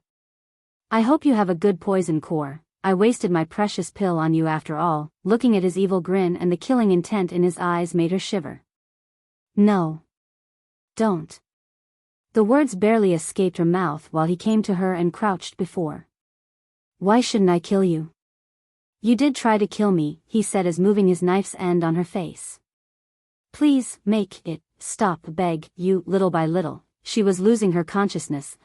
What if you try to kill me again? I promise. I won't. I think I can give you a second chance, but if I find you do something stupid like this again, I make you feel 1,000 times worse than what you feel right now. Got it?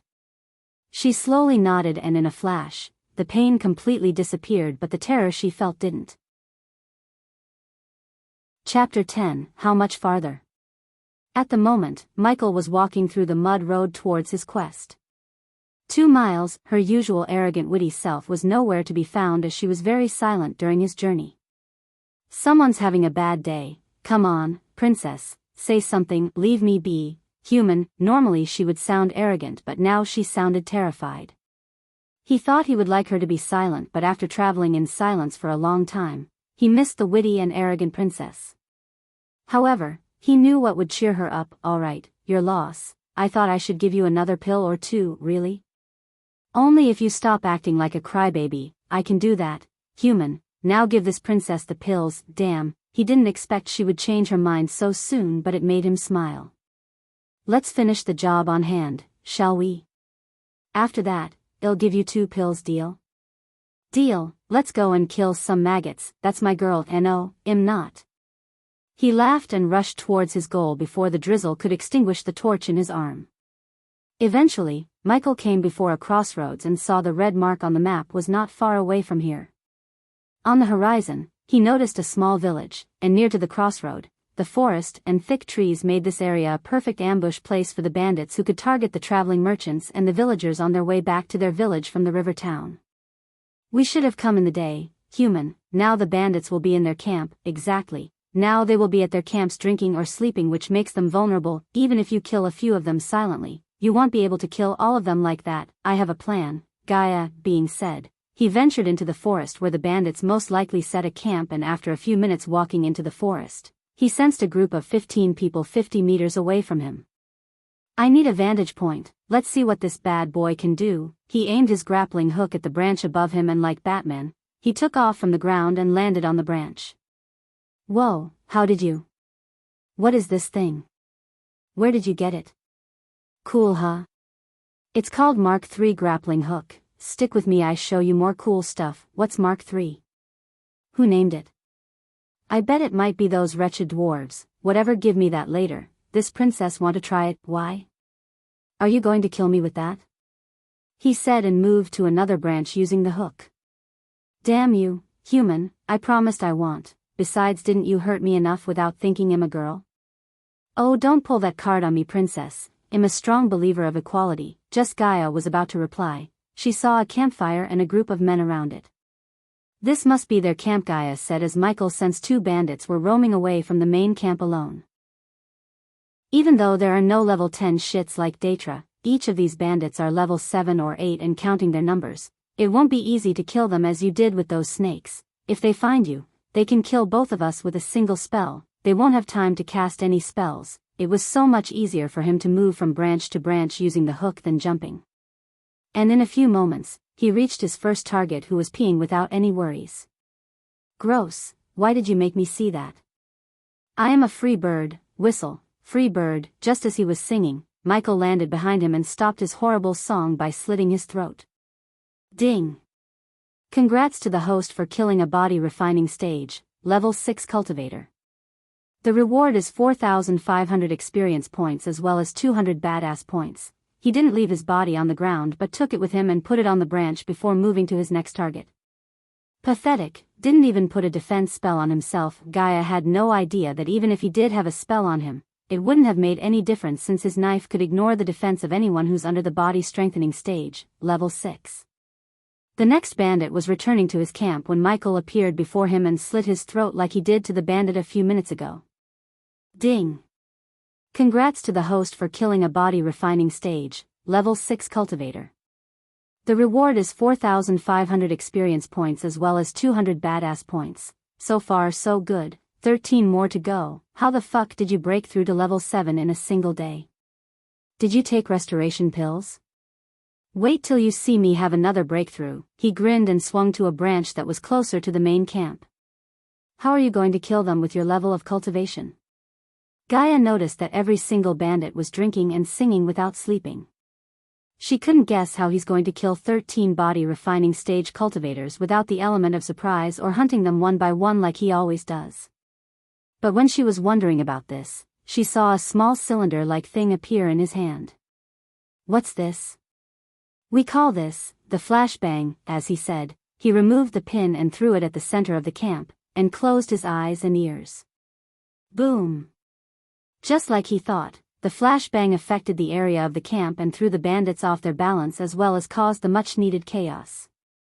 Yet, he didn't jump down right away but threw the smoke bomb he bought from the shop. Fortunately, this world seemed to have a variant of a smoke bomb and the flashbang, so the price was way cheaper than the guns. The bandits shouted as Michael plunged his knife into the throat of his third bandit. Because of his sensing skill, he didn't get affected by the smoke as he picked the bandits one by one with inhuman speed. Ding! Congrats to the host for killing a body refining stage, level 6 cultivator. The reward is 4,500 experience points as well as 200 badass points. Ding! Congrats to the host for killing a body refining stage, level 7 cultivator. The reward is 5,000 experience points as well as 200 badass points. Ding!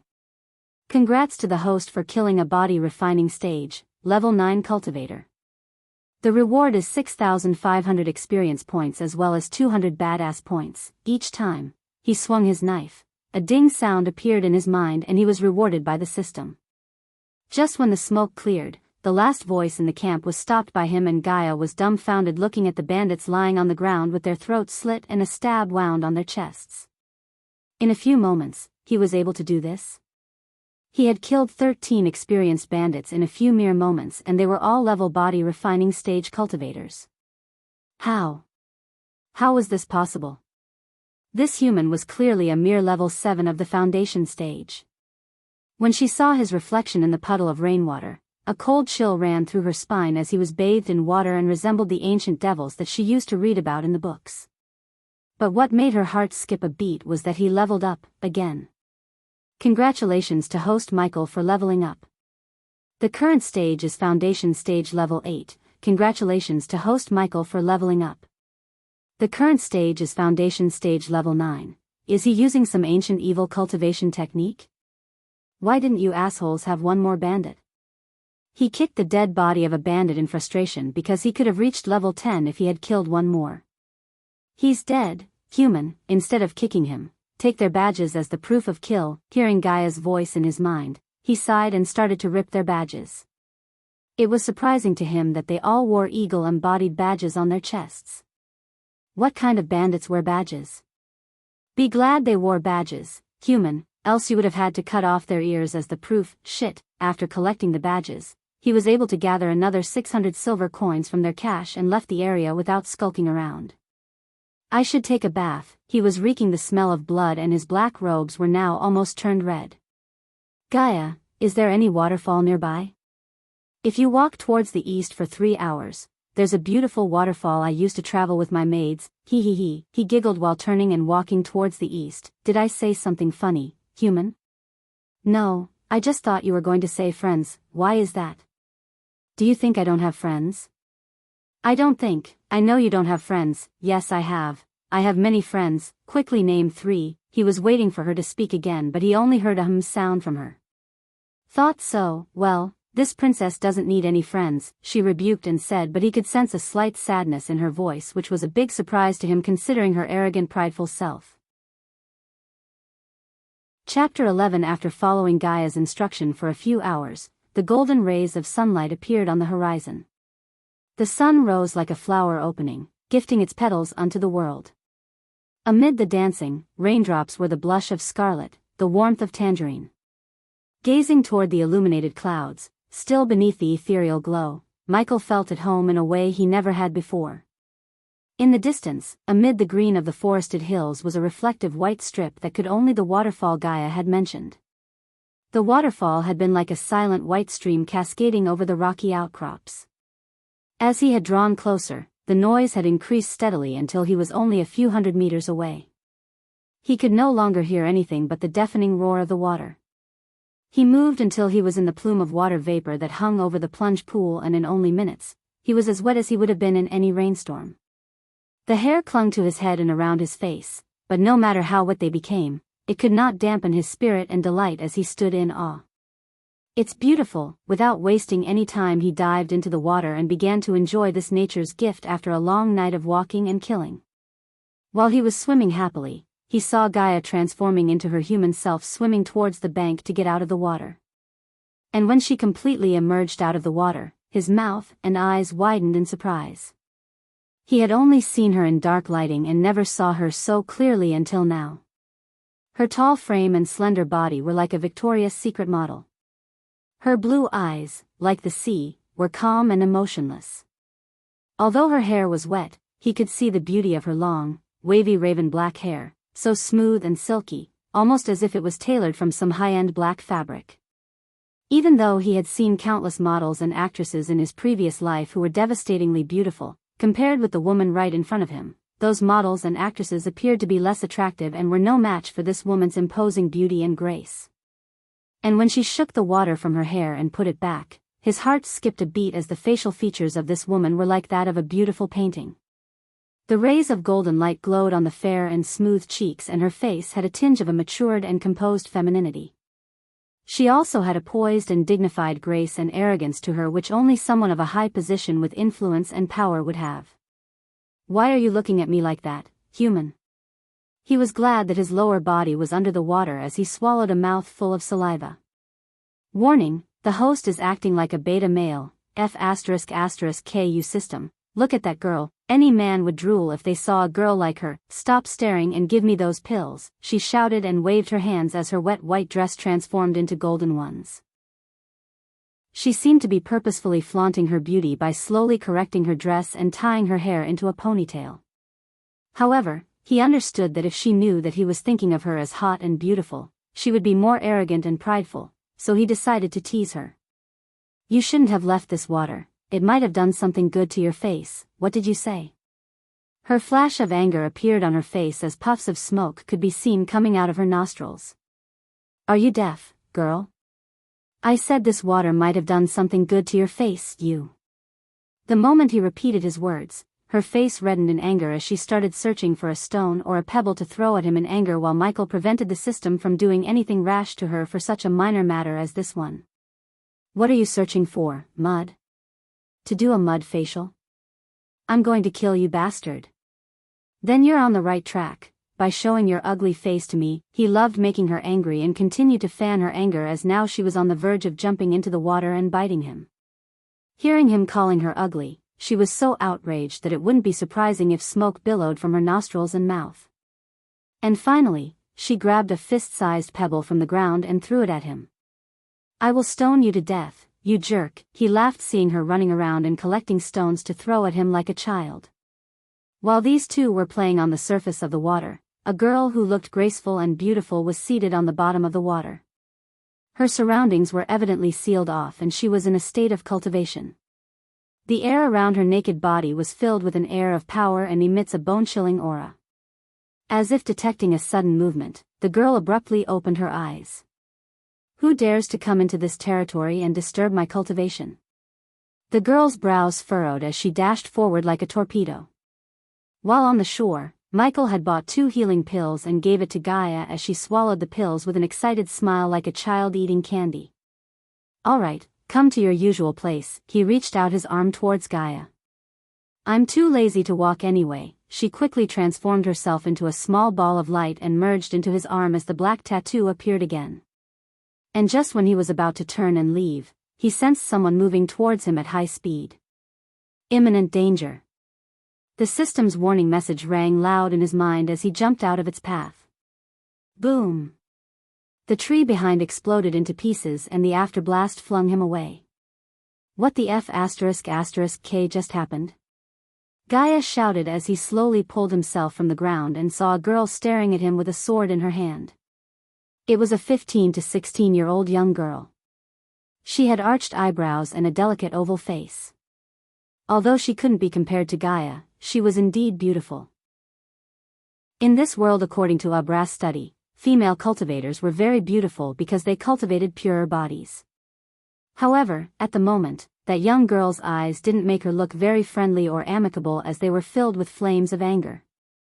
Seeing her cultivation level, he realized why the system warned him. She was a body-strengthening stage level 4 cultivator, and looking at the powerful aura she was radiating, he knew that he had no chance of defeating her, at least not at the moment.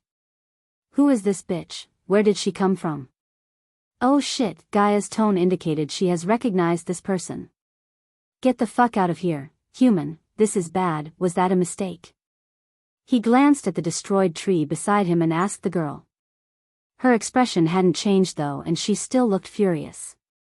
Who didn't know this was her sacred cultivation place after all? Everyone in this kingdom knew that Rivertown Green Valley Waterfall was hers, but this pervert had willingly come intending to peek at her training and cultivating.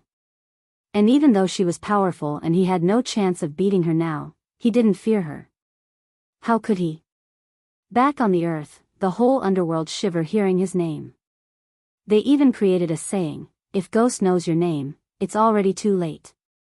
Yes, it was a mistake. It was a mistake not to kill you in the first shot. I don't know who you are, but I think you got the wrong person. That bitch won't listen to you, human. Get out of here, Gaia urged him as he looked at the girl. Next time, know your target before attacking. He can't afford to lose face as he had a system called a badass system, for God's sake. Chapter 12. And where do you think you're going? He heard the girl's voice coming from behind as he was leaving. The girl said that with a cold and detached voice. Michael turned around and saw her sword vibrating in her hands. Where do you think? Said Michael, looking at her angrily. He didn't know her or has any idea why she's acting like a bitch. It seemed like a misunderstanding and nothing more. Also, he even started to leave the place after she tried to attack him. She didn't reply as she adopted a battle-ready position. She raised her sword and fired the sword, which made a whistling sound. The golden sword broke the air and thrust towards Michael. System, give me a defense spell. Michael quickly fired up the system and ordered it to purchase it for him rather than him meddling through the shop because the sword was just an inch away from him. The system would only momentarily slow down the time and it couldn't stop the time entirely, so if he took too much time browsing through the system, the sword could penetrate his head and kill him because while he was using the system, he wouldn't be able to move. Does the host wish to buy upgradable or non-upgradable spell? Are you trying to kill me? Just buy an upgradable 1 inch, he shouted at the system. Ding, the host has successfully acquired responsive energy shield for 1000 badass points. His heart bled looking at the number of points he had to use because of this girl's temper tantrum and became extremely furious.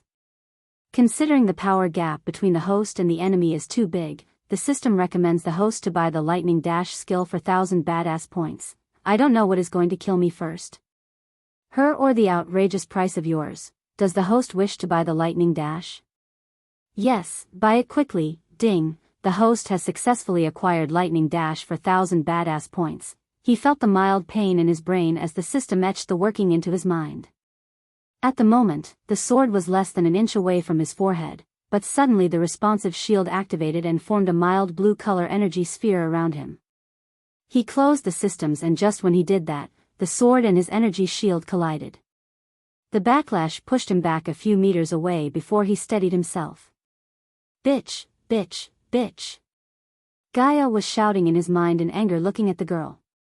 Do you want to kill me? His voice was filled with rage because if it had been his previous life, he would have been dead already. Yes, so what? The girl said as the sword flew right back into her hand. She didn't know what spell he used to escape her previous track, but it sure did annoy and fume her anger more. And this time when she closed her eyes, an illusory golden sword suddenly appeared above her. This huge holographic sword made a sensation of cold spread throughout his body. The holographic sword was like a guided missile, which meant it could detect if someone was alive and automatically aim at breathing people. Shit, she's using a morning star spell, Gaia cursed because she knew that it was one of the spells that commonly used by the inner and core disciples of the morning star sect. Bzium. The sword emitted a noise while it moved towards him, getting closer and closer. The energy shield appeared again, on which the golden arrow crashed, what looked like an explosion. However, this time, the shield could only slow down the arrow, but it was unable to stop it. The noise that came out of the explosion was scary and made Michael's heart skip a beat because it sounded like a nuclear bomb went off near him. The arrow was coming straight towards Michael's forehead. Do something, human. Selena Marshall, that was her name, and she stood out from her Morning Star sect's fellow disciples and was considered to be one of the best, to be an exceptional disciple. She had reached the body strengthening stage at the age of 15 and reached level 4 3 years after that. With her exceptional talent, cultivation level, and powerful spell, Michael's shield was obviously not enough to stop her arrow.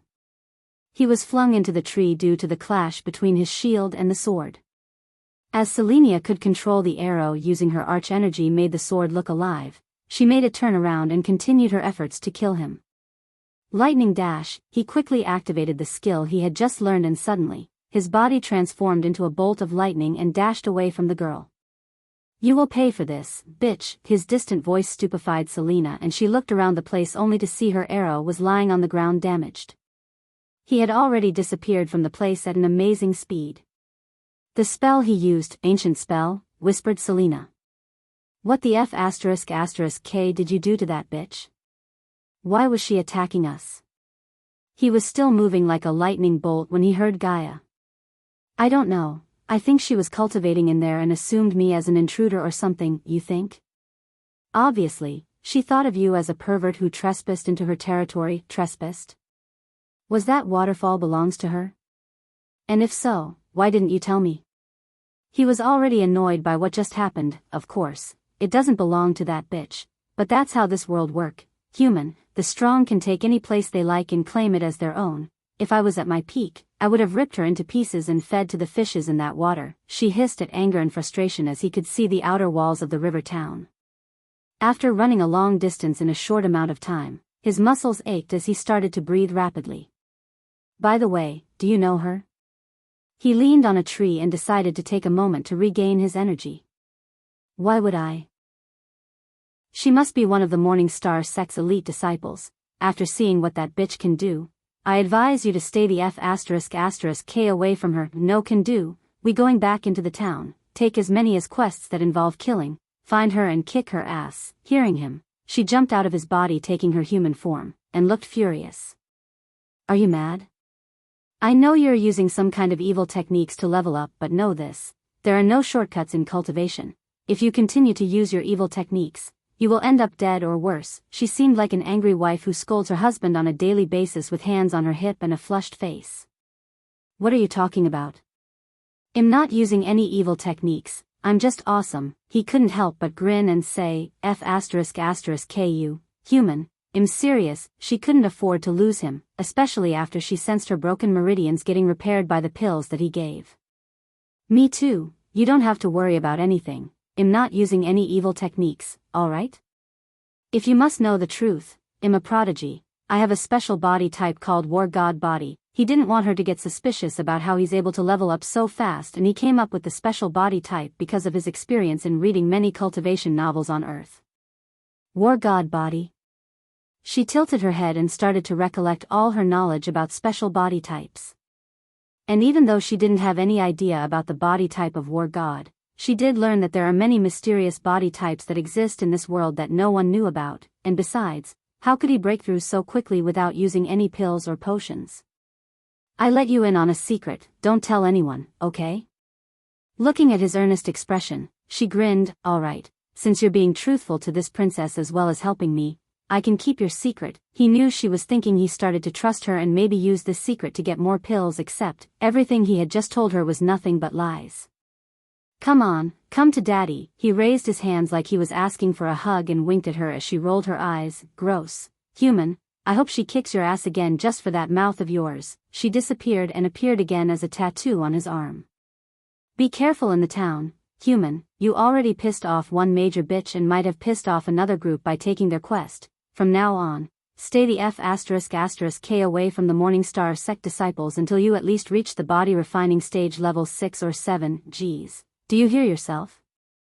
F***k this F***k that. You're a princess for God's sake. Try to act like 1 inch, sorry big brother. It'll be more refined and ladylike from now on. I know I've not been always polite and respectful towards a senior like you. Please forgive me. She sounded so feminine and soft in his mind, unlike before, but he frowned. Are you going to forgive me, big brother? He knew she was acting, but it was a pleasant feeling in his mind to hear this sweet gentle voice. Yes? Well, take your forgiveness and shove it far up your ass and take it out from your F***king mouth and shove it up to your ass again and repeat this until you F***king die. Now she's back. Chapter 13. The guards in front of the gate recognized him and let him in without asking any question, but they had a surprised look on their faces. Looking at their faces, he walked towards them with a smile and retrieved 10 silver coins from his pocket. You guys are working hard. Here, take this and have a good day. He grabbed the guard's hand and placed the coins in his hand as the guard was dumbstruck. Don't spend it in one place. Thank you, young master. The guard stuttered and his eyes sparkled with respect and joy. See you guys later. Michael waved at the guards as the other guard quickly opened the gate for him. Why did you give our coins to those idiots? Gaia sounded irritated as he couldn't help but chuckle. Since when did it become our coins? He emphasized the word our as she answered, don't be an ungrateful bastard, human, we're in this together, aren't we? You change your colors faster than a freaking chameleon, girl. Unlike yesterday, many shops including smithies and bakeries were open and more people were walking on the streets. I did that because it's always better to have contacts in various places. Having valuable contacts is as much as important as having money. You bribed them. I like it, Gaia approved with a small giggle, since she too bribed many people in Nagaland to get what she wanted, but the royal family of Nagaland opposed her methods, calling it immoral. Consider it as a small gift. Tell that to the dumb F***curs in the Nagaland. While talking with Gaia, he reached the guild building as the groups of adventurers kept staring at him. What are you looking at? You maggot, you said it yourself. They can't hear you. Just ignore them. Please save my mum. I'll pay you. Please, adventurers. And just when he opened the front door, he saw a little girl crying in the middle of the hall. The little girl's face was pale as her clothes were torn and dirty. Leave this place, peasant. You can't afford our services. What if they destroyed your village? You ants should have paid them. A youth wearing fancy armor was shouting at the girl while the other adventurers looked at the scene like they were watching a cinema with popcorn. Please, I can pay you. The little girl showed the youth a small silver pendant as everyone who saw the pendant started to laugh at her. But soon the youth's face turned serious. I don't want to get my hands dirty by throwing you out, so go. The little girl was shivering in fear, feeling the powerful aura he was radiating, but she shook her head. No, you have to help me. Mum said you all are heroes who help us. Lightning dash. Just when the youth lifted his leg to kick the little girl, Michael dashed forward like a lightning bolt and grabbed his leg. The girl squealed, seeing him suddenly appear before him. "Get out of my face before I kill you." How heartless could they be? She was only a 6 or 7 years girl begging for their help, but these people were laughing at her misery. Even if they didn't like to help, the least they could do was not making things worse. Michael pushed the youth as he stumbled back and fell on the table behind him. Looking at the little girl, he slowly wiped out the tears on her face and let out a gentle smile. "I'll help you, show me the way." He didn't take the pendant but put the pendant back on her chest. "How dare, zzzzzzh." When the youth stood up with a clenched jaw, Michael pointed his hand at the youth and shot bolts of lightning at the youth. Ding! Congrats to the host for killing a body refining stage, level 6 cultivator. The reward is 4,500 experience points as well as 300 badass points. The scene dumbfounded the adventurers and the guild staff as their faces were full of shock. Just one move was able to do this? They saw a huge burned hole in his chest and there was still smoke coming out of his dead body. He had dispatched a body refining stage, level 6 cultivator in a single move, and he was only a foundation stage level 9 cultivator. How? How was this possible? Michael already closed the little girl's eyes with his one hand and looked at the others to see if anyone dared to step forward to avenge the youth. The remaining members of the youth's group were shocked as well as their mouths opened wide in fear. The way they looked at him took a tremendous change. Their arrogant facial expressions gave way to that of fear, as though they were looking at a strange beast. The girl who he met before was shaken as well. She gawked at Michael, his eyes were opened extremely wide. "Let's go, little girl." He took the girl's hand and walked out of the guild as little cracks of lightning still danced around his fingers. "Where's your village, little girl?" He lifted the girl up and asked as the girl pointed her fingers at the east. "It's far east from here. Adventurer, me lord. There's a tall watchtower in our village. Hold me tight." He held the little girl tight against his chest and dashed towards the east, turning his body into a bolt of lightning. After a minute or two of running, he noticed black smoke on the horizon as well as a burning tower that seemed like the watchtower the girl mentioned. His face became serious when he got closer, and when he stopped running, what welcomed him was a burning village and burned corpses. "No!" The little girl screamed and tried her hard to jump out of his hands. The entire village burned in a sea of red, yellow, and orange. Michael watched as the flames ripped their way through the buildings before him. Tendrils of smoke were reaching desperately into the sky as if trying to escape the blazing inferno below. What happened here? Gaia's voice was grave and serious as he rushed towards the village to find any survivors while the girl kept screaming for her mother. Once a charming, peaceful village now turned into nothing but ashes and debris. The smell of burning corpses even overwhelmed his nose as he held the little girl's head against his chest without letting her see all of this gore. Some of the bodies had deep cuts while the others looked like they exploded as he kept walking in the hope of finding a survivor. Someone's alive. Suddenly he sensed a life sign near him in a burning house. "Gaia, come out," he ordered Gaia as she emerged out of his body and closed his nose and mouth due to the stench. "Hold her." He quickly gave the little girl to Gaia and dashed into the burning house. "Hey!" she shouted, but he already went inside the burning home. "Our home, Mum." "Dada." The girl tried to wiggle out of Gaia's hold, but she didn't let the girl. "This is your home, tiny human." Inside the house, the responsive shield had already activated and shielded him from the flames, but he could feel the scorching heat. Cough, cough. The smoke started to fill his lungs when he reached a small room where he sensed the survivor. Except through the smoke and debris, he couldn't find someone. But when he stepped forward to remove the wreckage, a creaking sound appeared from the ground. He didn't waste any time and quickly cleaned the dust and ashes from the ground using his bare hand and found a handle. Shit! When he opened the underground door, he found a woman holding a 2 or 3 month baby in her hand. She had lost consciousness and barely had a heartbeat, and the baby was silent and lied in her hands without moving. He immediately lifted the woman and the baby from the hole and activated the lightning dash. In Gaia's hands, the girl never stopped her screaming and crying while Gaia gawked around to see if the Cuprites were still around. Human. Suddenly she saw Michael rushing out of the home with another human and even tinier human in his hand. "Mum." "Cough, get out of here." He held the woman in one hand and grabbed Gaia in the other. Lightning dash. Chapter 14. Mum wake up, Rumi wake up. Hoo-hoo, the girl was shaking their bodies and crying. System, give me the healing potion. He quickly ordered the system after doing CPR on both the woman and the baby, but he couldn't restart their stopped hearts. Just after he ordered the system, a small vial of blue liquid appeared in his hand.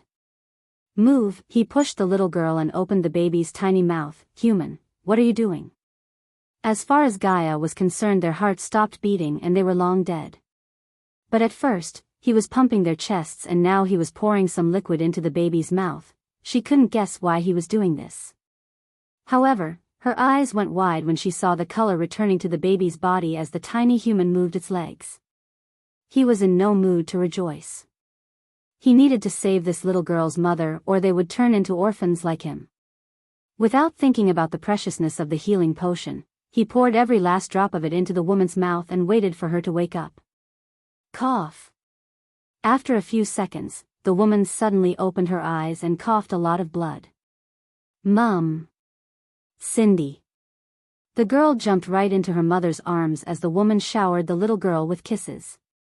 Yuwa, the baby also began to cry and announced its presence to the mother. Rumi. Gaia and Michael stood silent on the sidelines waiting for the three of them to finish crying. Ding. Congratulations to the host for saving the people in need. The reward is 300 badass points and the windblast skill. The system's voice appeared in his mind, but before he could check out the windblast skill, the woman shouted. The children. Suddenly the woman's eyes widened as she cried out loud, Young Master Rian, the children. She was pointing in the opposite direction of the village, to be exact the Riversider. What? There are survivors, yes, young master, please save them. Hey system, do I get rewards for saving people too? It depends on the people or person who need help. Host, what do you mean by that? It means the system won't reward you if you get manipulated to help or the person who asks help was using the host. In such situation, if the host does help that person, the system will not reward the host but take away some points as a penalty. Roger that system. He was not planning to help everyone in this world like some kind of Samaritan, but when he saw that little girl crying for help, he couldn't stand there and do nothing. It was a basic act of humanity, and although he was not entirely a good person, he was not that cruel not to do anything when a little girl like her asking to save her mother. The cabin, please, young master, the woman stuttered and kept pointing in the same direction as before. Stay with them, he said and dashed towards the river, leaving Gaia with the mother and daughters. Does he think I'm his servant? She was a princess and she was supposed to order this human around, yet she had to put up with him so she could get the pills from him to repair her meridians. After reaching the river and running on the shore for a few minutes, he finally picked up a trail, and looking at the amount of blood, he hoped it didn't belong to the kids. The blood trail led him into the woods, and at last, after following the trail for some time, he saw a wooden cabin surrounded in the distance. As he got closer, he sighed in relief, sensing the life signs inside the cabin. Knock knock. He knocked on the door because after hearing the murmuring voices of little children. The demons, they came for us. What do we do? Hoo-hoo, the children were sobbing and held each other tightly in fear. Kids, don't be afraid. I'm here to save you. Open the door. Hey Rian, are you inside? He couldn't open the door and realized that the door was manned from the inside. Brother Rian, wake up. Wake up. Michael knew he must have died inside. He felt he could easily destroy the wooden door using his new skill, Wind Blast, but there was a chance that the debris could hurt the kids inside. Thinking of an alternative way to enter the cabin, he looked up and fired his grappling hook to the branch near the cabin roof. Thud! The children inside shivered hearing the thud sound on the roof, and some grown-up kids picked up some stones and sticks lying on the ground to protect their brothers and sisters. Hey kids, I'm coming in, he announced his presence as he entered the cabin by breaking through the roof. The moment he landed on the cabin, he was welcomed by stones to the face, but the shield protected him from these brave kids. If it was on the normal days, he would have laughed off at the kids or pinched their cheeks as punishment, but now he couldn't help but feel sadder for them because from now on, the world would call them orphans. He knew that pain of being called an orphan. He would have had a different life if he had parents like many kids. Even the body transmigrated into was just like him. Looking at the little kids, he noticed many kids wetting themselves in fear. "Don't be afraid, Cindy's mother sent me." Hearing the name Cindy, a relieved expression appeared on their little faces. "She's alive?" one of the boys who was holding a long stick as a weapon asked him. "Yes, Rumi, the baby too. Now go and wait outside, they'll bring you to them." The kids still looked unconvinced. "If I wanted to hurt you, I would have done by now." The kids looked at each other and finally, under the leadership of the boy, the kids walked out of the cabin. "Is he going to be all right?" Michael heard the voice of a little girl from behind when he walked towards Rian, who was lying on the floor holding his wound on his gut. Rian was surely a teenager who barely had any chest hair on him. Michael crouched before him and closed his eyes. "You did good, kid." Even though Michael was in the body of a teenager like him, he reached the age of 29 on the earth, so he called him a kid. Rian's face was covered in blood, and behind that blood, he knew that Rian must have been a handsome youth who had a sling life to live, but he lost his life by saving these kids. Sunrise sect on his torn robes. He noticed a badge on his chest, and wiping off the blood from it, he read, "Rest in peace, kid. They will suffer for this, and this will be my payment." He clutched the badge and said as he lifted Rian's body to bury him properly. His body was not in the condition for him to take it to his sect and bury there. "He's dead, isn't he?" When Michael stepped out of the cabin with Rian's body in his arms, the boy silently asked him. "Yes, now follow me." The children silently followed him. They didn't speak or utter any words. "Brother." "No." "Young master." The boy left the group and came to him while he was leading the group to the village. "I'm not a young master, kid. You can call me brother." Simply the word young master felt awkward when it came out of this boy's mouth, so Michael told him to call him brother. "Oh," the boy nodded. "Brother, what about the other kids in the village? Did you save them too?" The moment he heard the boy, his heart skipped a beat as he halted his steps. Before he left the village, he spent 50 badass points to scan the entire village for life signs, but the system did not find any except for Cindy, her mother, and the baby. If these 20 kids weren't the only kids in the village, that meant only one thing: they were killed by the ones who massacred the village or lost their lives to the fire. Thinking about those murderers, his killing intent skyrocketed and his nails started to dig into his palms in anger. "Wait till I get my hands on those bastards." He gritted his teeth and continued to walk. "System, give me a paralyzing poison." Chapter 15. He was leading the kids to the village when he saw Gaia, Cindy, her mother, and the baby in Midway. "Roy." "Cindy." The girl shouted at the boy as the children quickly ran towards Cindy and her mother crying and sobbing. "Young Master Rian." Cindy's mother came to him and she couldn't hold back her tears looking at the lifeless body of Rian. "It was a good thing you came here. The kids shouldn't see the village. They have already been through enough." Thank you, young master." "No." Michaela shook his head and stepped back when she crouched to grab his legs to thank him. "Just take care of them. I will be back soon." Gaia too followed him right behind to the village, leaving everyone behind. It was the Blood and Bones sect. Human. Why? The reason was a surprisingly simple one. Human. According to the woman, the Blood and Bones sect was taking their coins in the name of protection fee. Protection from what? From nothing. They were just using the reason to milk these villagers, and recently they raised the protection fee. She air quoted the words protection fee and continued, "The woman said they were barely able to pay the previous fee, but when they raised it, they simply couldn't scrape together enough coins, so they asked for more time." "They didn't give time, did they?" Gaia shook her head hearing him. "Yes, instead of giving them time, those F*****curs decided to use the villagers as human dummies and let their students practice spells on them." Because she was walking behind him, she was unable to see the killing intent in his eyes as she went on. "If it wasn't for the human in your arms who killed some of their students and led the remaining children away from the village, those tiny humans would be dead too." "What are you planning to do, human?" "First, I should bury those people. They deserve proper burials and I will give it to them." At the moment, Gaia felt thirsty and tired just by looking at him digging hole after hole and burying each and every villager after wrapping them in white clothing. "Why are you doing this, human? You don't know these people. You already used a valuable healing potion by saving that tiny human and its mother." "It's not much, Gaia. This is just a basic humanity. Where I come from, there are at least people there to give the dead a proper burial. I don't think that's true here. Tell me I'm wrong. I don't know where you came from, human, But here, this how things are, in this place. There's only one rule, the rule of the jungle. If you are not a predator, you're a prey. Michael took a deep breath and stabbed the shovel into the ground as Gaia noticed the look of unwavering determination on his face. Then I will be the strongest, most powerful predator this world has ever seen and hunt every dirtbag in this world. Ding, congratulations to the host for setting a goal. The host will receive a reward of 450 badass points and a healing potion. Little by little, he started to apprehend the reason when he was sent to this world with the system. Until now, he had never thought that this world would be this much messed up where the strong could hunt down and massacre people like they were nothing. In his previous life, every person he killed was a crook or criminal in some way that they were better dead than alive to the world. Not once in his life he took an innocent life. Even a hitman like him had a moral code, but the cultivators in this world had nothing, not even a shred of mercy towards these poor people.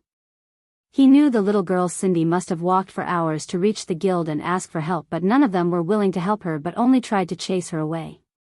If someone like Rion came sooner than he did, they could have saved more lives, saved more children.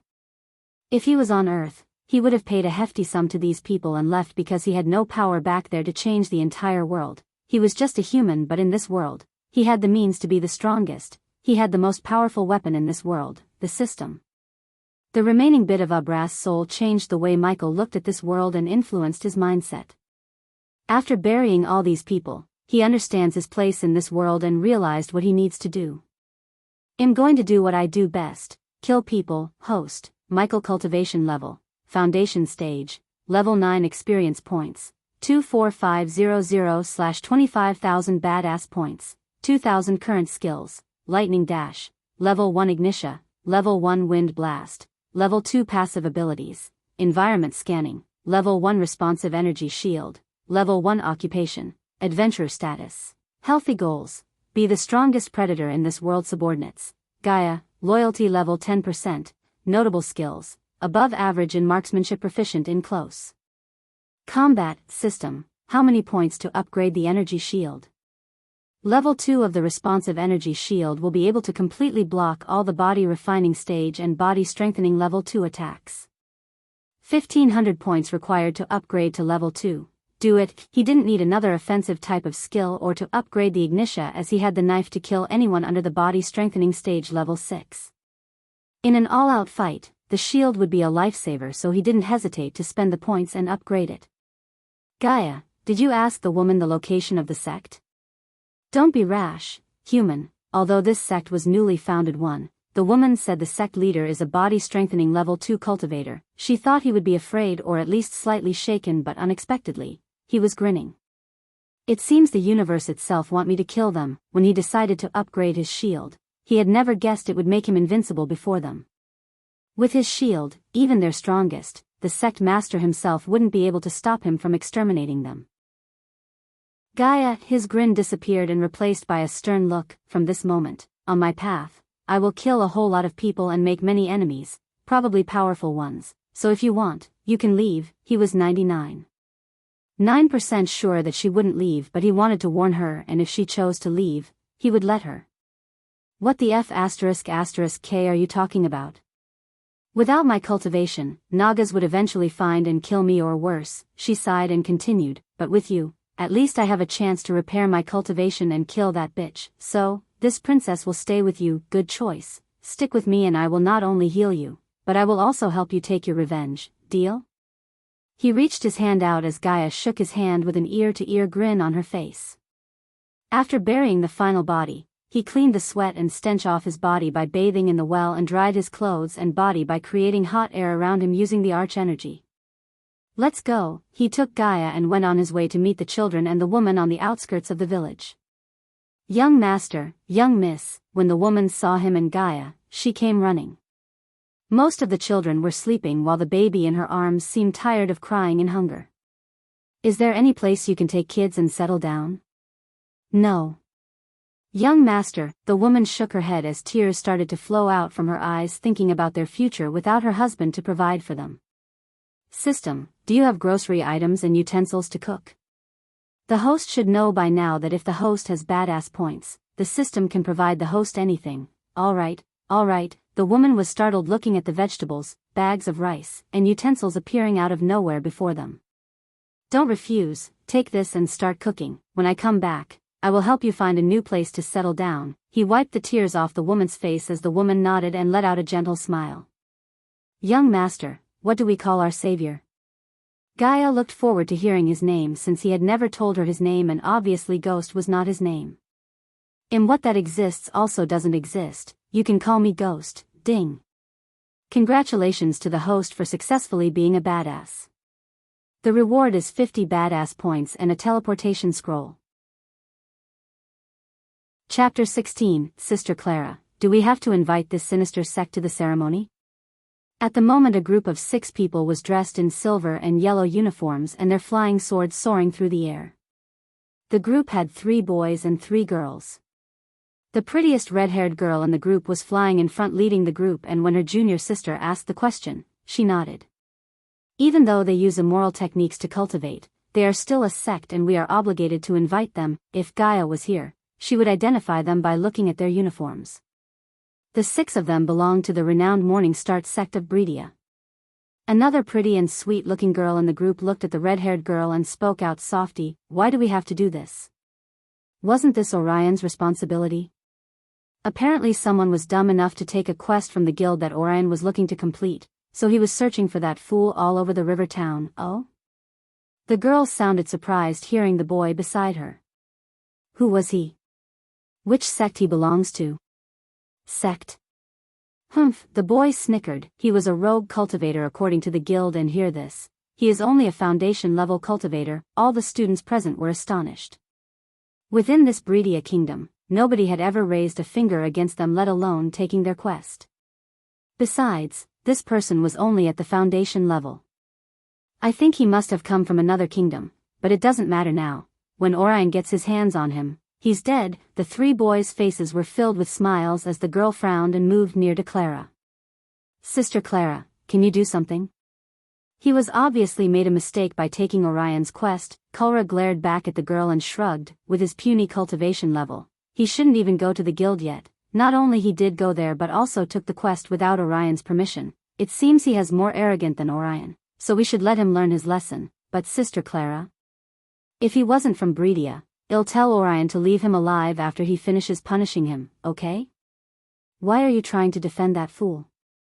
The girl showed the boys a wry smile and sighed. I just don't want anyone to get killed over some minor mistake, that's all. Shoo. We have entered the sect's premises. Clara looked at the empty ground in the middle of the forest and motioned them to shut up. The minute Clara and the group landed, more than 10 shadows emerged out of the thick forest and greeted them. Welcome, welcome to the Blood and Bones, everyone. An old man in ragged clothing was leading a group of elders of the sect. Their hair was disheveled as their bodies reeked of alcohol, and at one glance, they looked nothing more than drunk beggars. The 2 girls behind Clara tried their hardest not to twitch their noses due to the stink as the boys stared at them with an awkward expression. Sect Master Ralphie, we are here to give you the invitation to the annual Bright Light ceremony. Clara took out a gold tablet from her space ring and handed it over to the old man. The old man took the tablet from her hand before wriggling his nose and taking a deep breath. His face exuded a look of pleasure. Clara felt extremely disgusted looking at the lust in their eyes but kept her calm demeanor. After a few breaths, he licked his lips and looked at the elders, speaking in a deep voice. Go to the next village nearby and get our protection fee. We can't attend the ceremony without gifts in our hands. The 2 old men behind him trembled and hurriedly replied, of course, Sect Master Ralphie. Well, gather some disciples and collect the fee before the dawn. Seeing the elders turn to leave the place after giving them a weird look, the girls stomached their disgust and waited for Clara to get the heck out of here. Good. Having said that, the old man laughed, but when the elders were about to leave, the girls and boys saw a person wearing full black robes stepping out of the forest and entering the empty ground. Looking at the direction the disciples were staring, the old man turned around to see a youth walking towards them. He asked the Morning Star sect disciples, do you know him? The disciples shook their heads cluelessly as Clara's brows furrowed when she saw the youth's cultivation level. The old man's expression turned cold as he smiled at the youth. Killing intent radiated out from his eyes. He then waved a hand and instructed the elders, casting his glance at the youth in front of them.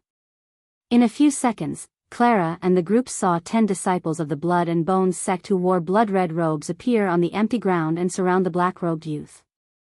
Ralphie directed his glance towards the youth and laughed coldly. "You have some guts to trespass into the Blood and Bones sect, brat. Do you have a death wish or something? Why are you here?" "I'm here to send all of you to hell." Master Song puckered his eyebrows as the elders opened their mouths in shock. At the same time, the group of Clara had curious and suspicious expressions on their faces as well. One of the girls asked quietly, "Sister Clara, who is he? Where did he come from?"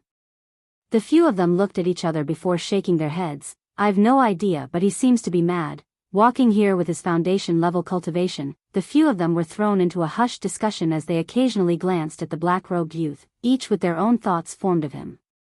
"Since you're so adamant in dying, let me grant your wish." A muscle mountain blocked Michael's way with a wicked smile. His biceps were bulging out holding a 6 feet heavy golden axe. Shit human, he must be eating entire boars and buffaloes for breakfast. Compared to the muscle mountain before him, he looked like a little lamb. Pulch, but suddenly the bulky man's eyes widened as he dropped his big axe on the ground. A few seconds after, he too dropped on his knee and the students around him saw a black knife sticking out of his heart as blood was oozing out of the wound. When he retrieved the knife, he kicked the axe as the huge axe landed in his hand. Ding!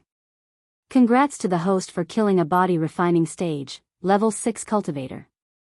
The reward is 4,500 experience points as well as 200 badass points. Indeed, for a moment, all of them were astonished as Clara's group froze in their places. They watched on with gaping mouths as Michael transformed himself into a bolt of lightning and charged straight at the group of Blood and Bones sect disciples who were surrounding him fearlessly. Pulch, pulch, pulch. They couldn't see Michael's body and the only thing they could was the lightning bolt in the middle of the group. Every time the bolt of lightning came near a disciple, hot blood splashed onto the ground. In a few seconds, they witnessed Michael stop his steps as the disciples who were surrounding him a moment ago was now laying on a puddle of their own blood. The 6 of them from the Morning Star sect were dumbfounded as their faces were full of shock. Just in a mere moment, he was able to do this? They are moving. The pretty girl behind Clara pointed at the disciples and said as everyone looked closer at the disciples. All of their legs were cut or chopped off in a most horrible way. The broken bones were sticking out of their legs and made the girls nauseated. Bastard! Ralphie's anger erupted within him like a volcano as his scream echoed through the forest and chased away all the birds resting in there. In that instant, even without needing Ralphie to shout at them, the Blood and Bones sect disciples rushed towards Michael with faces of evident rage. "Chop them off, human!" With his blood-dripping axe on the shoulder, Michael stood there with an evil smile and waved at them to attack him together. Ding! Congratulations to the host for successfully being a badass. The reward is 100 badass points. Ignitia, he fired lightning bolts from his one hand at the weaker disciples. The lightning bolt was aimed at their legs and the lightning bolt completely burned their flesh as the bones started to become visible. Lightning dash. Before the stronger disciples cast a shield spell, he again turned into a bolt of lightning and dashed at them. Whoosh! In the next moment, he appeared behind a single cultivator who was trying to attack him. A wicked smile appeared on his face as he asked, "In behind you?" The disciple's eyes gaped wide open as if he had just seen a ghost and was in a state of panic. In a flash, Michael brought the wrath of the axe down upon him, chopping his 2 legs completely off of his body and sent the limbs flying towards the elders. Soon after, the lightning arcs beneath his feet seemed to jolt and dance like streaks of lightning in the sky. He then turned to the next disciple. "I'm just getting started." Chapter 17. After a few breaths of moments, the empty ground was full of anguished cries of agonies and pleas for mercy as well as blood and limbs. With a pair of bloodshot eyes, Michael's heart was filled with rage and killing intent. The more he chopped off their legs, the angrier he got as he released all of his pent-up rage burying those little children on these disciples. He completely ignored their pleas for mercy and threats. He knew that these were animals roaming on this planet and all deserved to die. He knew that he had to make them feel what the villagers and the little children felt before they died. At the same time, his mind was filled with continuous sounds and alerts made by the system. I will kill you, bastard. Ralphie couldn't hold his anger anymore by looking at all his crippled students lying in their own pool of blood.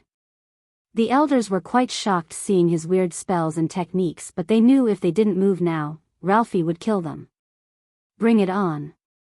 He laughed loudly as he held onto the axe and charged towards the elders, who had looks of fear and surprise etched across their faces. Looking at his speed, they halted their movement in shock and didn't move an inch. At the very last moment, the elders regained their senses and started conjuring different spells in a bid to defend themselves, but were still scared stiff. Regardless of whatever spells or skills they cast, they couldn't reach him through his shield. After their fruitless attempts to kill him were made apparent, they stared at the golden blade of the axe as they felt immense pain. At the next moment, their bodies dropped on the ground and a couple of blooded legs were lying before them. How could their puny spell damage him? He spent 2,500 badass points on the shield, and among the body refining stage cultivators, he was invincible.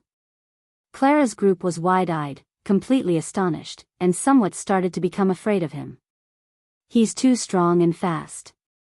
The elders didn't even have the chance to cast a defense spell on them, one of the boys whispered to his friend.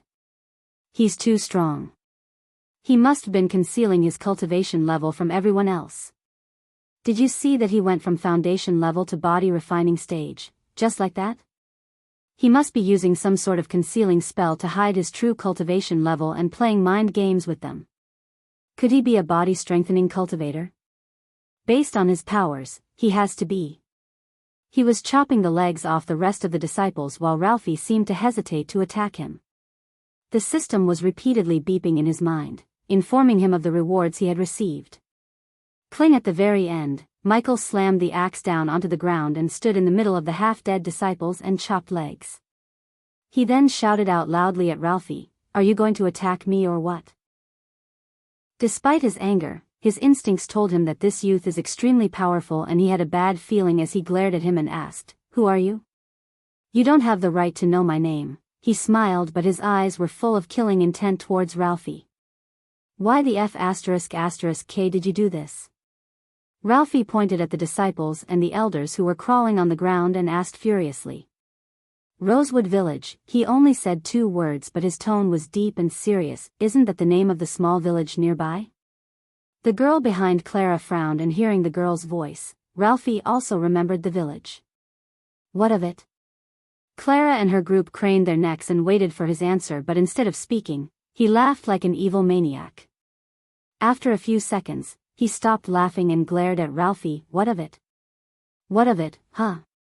You used the villagers, the little kids, as dummies to practice your spells, and then you burned the whole village to the ground. For what?" "A couple of 100 coins." Ralphie clenched his fists as several veins bulged up on his forearm. He maintained an ashen face as he laughed out angrily. "Good, very good, you did that because of those worthless ants. Ever since the day the Blood and Bones sect has been established, until now, none has raised a finger against us. You are the first and shall be the last." The next moment, he took out his sword and dashed at Michael, throwing the golden tablet away. "He did this because of a few mortals?" One of the boys asked the group like it wasn't a big deal at all. "Sister, Clara, what do we do?" Clara sighed and took the golden tablet from the ground. "Let's see how this unfolds. I don't think he can kill Sect Master Ralphie." Ralphie was a body-strengthening stage cultivator after all. A difference between the body-refining stage and body-strengthening stage was significantly high, and it was very unlikely that a body-refining stage cultivator could kill a body-strengthening stage cultivator in a direct battle. However, her face froze when she saw him lifting Ralphie by his neck. Ralphie's hands and legs were transformed into metal by some sort of spell, but still, he couldn't make a dent in the blue shield around the youth. "How did you? What the F***K?" Gaia was extremely astonished looking at his power. She was expecting a battle between him and Ralphie, but now the body-strengthening stage level 2 cultivator was gasping for air in the human's hands. "I will make you watch them suffer." As he said, he dropped the axe and took out his knife. Gaia noticed a green shade on the blade's surface. "Release me." Ralphie struggled to utter these words as Michael laughed out coldly. "Shall we start?" Michael plunged his knife into Ralphie's right chest, avoiding the major arteries and veins. When the knife entered his body, he felt a chill run down his spine and his body turned numb except for his mouth. After paralyzing Ralphie, he put him down as the old man asked, "What did you do?" "You should worry about what I'm going to do. Can you guess?" He laughed and kicked Ralphie in the gut. "Bastard, I'm going to burn your precious sect members alive." The minute the words were spoken, everyone present froze as they were all completely shocked and stunned. Some of the disciples and the elders whole were crawling without legs and had looks of intense fear despite the pain they were feeling. The girls behind Clara was terrified as well as they shouted out anxiously, "Brother, don't be rash. Please calm down and be rational. You already shed enough blood and crippled their cultivation. That's just worse than death for a cultivator. If you kill and burn them, you will be no different than the Blood and Bones sect." Clara nodded and shouted without stepping on the blood-soaked ground. But he had already turned himself into a bolt of lightning as they witnessed the bodies of the disciples were piling up on the center of the ground. "Don't listen to these bitches, human, you're right, we must slow roast them in the fire, like chicken." "You're wrong," he said when he stopped moving as Clara's group had a bad feeling looking at his face and the killing intent in his eyes. "I'm worse than them." Red color can appeared in his hand. The girls twitched their noses smelling the strong stench when he started to pour the liquid on the growling bodies of the elders and the disciples. "No." The minute Ralphie screamed out in terror, the lightning bolt from Michael's hand hit the pile. The group was so terrified that the two girls screamed out in horror. Their expressions were aghast, disbelieving of whatever they were looking at. The dark red flames were burning as high as a full-grown tree while they could feel the heat coming from the flames. Even Clara, who participated in many battles as well as the boys, were horrified. It took them a long time to regain their initial composure. Ding! Congratulations to the host for successfully being a badass. The reward is 200 badass points. Ding! Congrats to the host for killing a body refining stage, level 6 cultivator. The reward is 4,500 experience points as well as 200 badass points. Ding! Congrats to the host for killing a body refining stage, level 7 cultivator. The reward is 5,000 experience points as well as 200 badass points. Ding! Congrats to the host for killing a body refining stage, level 8 cultivator. The reward is 6,000 experience points as well as 200 badass points. Ding! Congrats to the host for killing a body refining stage, level 10 cultivator. The reward is 7,000 experience points as well as 200 badass points. Several beeps of the system kept ringing in his mind as his gaze was now landed on the main culprit, Ralphie. Chapter 18, I Will Kill You. I will kill you, bastard. Ralphie's eyes turned blood red as he screamed at Michael. Human, what are you planning to do with him? He didn't answer Gaia but walked towards Ralphie with a wicked smile on his face. I'll make an example out of you. Shut up. Michael punched Ralphie using his full strength as his two front teeth flew out of his mouth. What is he going to do? The girls stuttered and watched him wrapping Ralphie's body in with white clothing like a mummy. Aren't we going to roast him in this fire, human? No. Hey look, that young master is coming. What is he dragging? The two guards at the city wall noticed Michael and came out of their little tent and waved at Michael. Hey guys, Michael waved back at him and deeply exhaled. Guys, give me some water. The pair of guards were awe-stricken and stupefied hearing him. You don't have some? We do, but young master, the two guards had a perplexed look on their face. We are just commoners and you're a noble, one of the guards slowly said as Michael shook his head. K that, aren't we all just human? Go bring me the water, I'm thirsty, go. He chased one guard and looked at the other. And you? Come help me with this. They couldn't talk back to him but the guards were astonished. While the guard went to bring water, the other guards stepped forward to help him. Were you hunting in the woods, young master? His clothes were full of bloodstains and the thing inside the white cloth seemed like his game. Sort of. The guard saw a long pole appear before him while the other guard brought him the water in a leather flask. Gulp. Taking the flask, he started to gulp the water to quench his thirst as the two guards mistook Ralphie for an animal and kept poking him. What kind of animal is this? It's almost looking like a human. Young master, what is this? Is this a divine beast? Divine beasts were animals that had the talent to cultivate, and they were very different from normal beasts. It's worse, it's the headmaster of the Blood and Bones sect. The two guards looked at one another, aghast. Their eyes were filled with shock and they were left speechless for a long time. Young master, you shouldn't joke like that. If those evil people heard you, they will hunt you down. Tell these idiots what we have done. Hee hee, Gaia giggled, and she couldn't wait to see their look when they see what's inside the white clothing. Come, lift this up. They had no idea what he planned to do by tying the thing to the pole and lifting it up.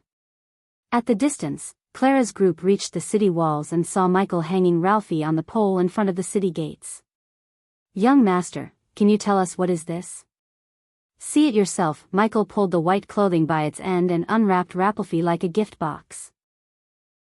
When they saw Ralphie's face and the badge of Blood and Bones sect on his chest, they were speechless and their eyes widened and looked like they could pop out of their sockets any second. Little bastard. Let me down. Young master, they took a step back from Michael as their bodies started to shiver in fear. Ding. Congratulations to the host for successfully being a badass. The reward is 200 badass points. The old man's scream and rage echoed through the river town and people came rushing out to see what's going on.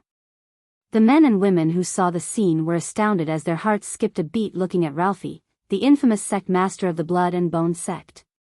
The people widened their eyes as they stared at Michael unbelievably, looking horrified while the system was continuously ringing in his mind and awarded him with badass points. Young master, the Blood and Bones sect, the guard came to say something but he raised his finger and stopped him. There's no more Blood and Bones sect. I've burned them all and this scum will be next. A ball of green glue appeared in his hand when he said. Looking at the green glue and the murderous look on his face, Ralphie tried to wriggle but his body refused to move an inch. They didn't expect the once cool and handsome young man would hunt down the entire Blood and Bones sect as well as capture its leader alive. The guards and people couldn't help but step back in fear, feeling the killing intent radiating from him, and Clara's group themselves haven't seen such tremendous aura from their own seniors before. It was absolutely terrifying. Puck Michael threw the green glue at Ralphie and witnessed it slowly spreading and enveloping his body. The green glue was some kind of substance he bought from the system. He wanted to burn him slowly and inflict as much as pain he could, so when he asked the system to do something like that, the system recommended the green glue. What? What is this? Ralphie panicked seeing the glue spreading all over his body as he shouted at Clara's group who were looking at the scene from a distance. Do something. Help me. But when he was shouting, a small crack of lightning hit the green glue and started the fire. No, On your way to the afterlife, apologize to everyone you killed in the Rosewood Village. The women and the girls were rather traumatized looking at the scene, including the two girls in Clara's group. Some people threw up due to the smell of a burning body. The youth's rage and resolution to kill was very vicious and bloodthirsty as any member of the Blood and Bones sect, which left a very deep mental scar within the female disciples' hearts. He killed all of them horribly and painfully. A man with such a cruel nature. We shouldn't offend this devil, Clara warned her rest of the group as they nodded. Originally, when they first heard him saying he's going to exterminate the Blood and Bones sect, they thought he was a madman and going to be killed by Ralphie's students. Who knew that he would not only kill the elders and students but also burn Ralphie alive? Furthermore, he was just alone and they were at least 30. Scary. This is too scary. He's too powerful. The few of them softly muttered in their hearts. Ding. Congratulations to the host for successfully being a badass. The reward is 200 badass points. Ding. Congratulations to the host for successfully being a badass. The reward is 200 badass points. Ding. Congratulations to the host for successfully being a badass. The reward is 200 badass points. Ding. Congrats to the host for killing a body-strengthening stage, level 2 cultivator. The reward is 10,000 experience points as well as 300 badass points. You're too cruel, human, but this princess likes it. Guys, don't take away this pole until everyone in the kingdom knows what happened to the Blood and Bones sect. I have a payment to collect from the guild. the crowd stepped aside and made way for him as he activated the lightning dash and disappeared from the scene, leaving everyone shocked. "Oh shit, did he say guild?"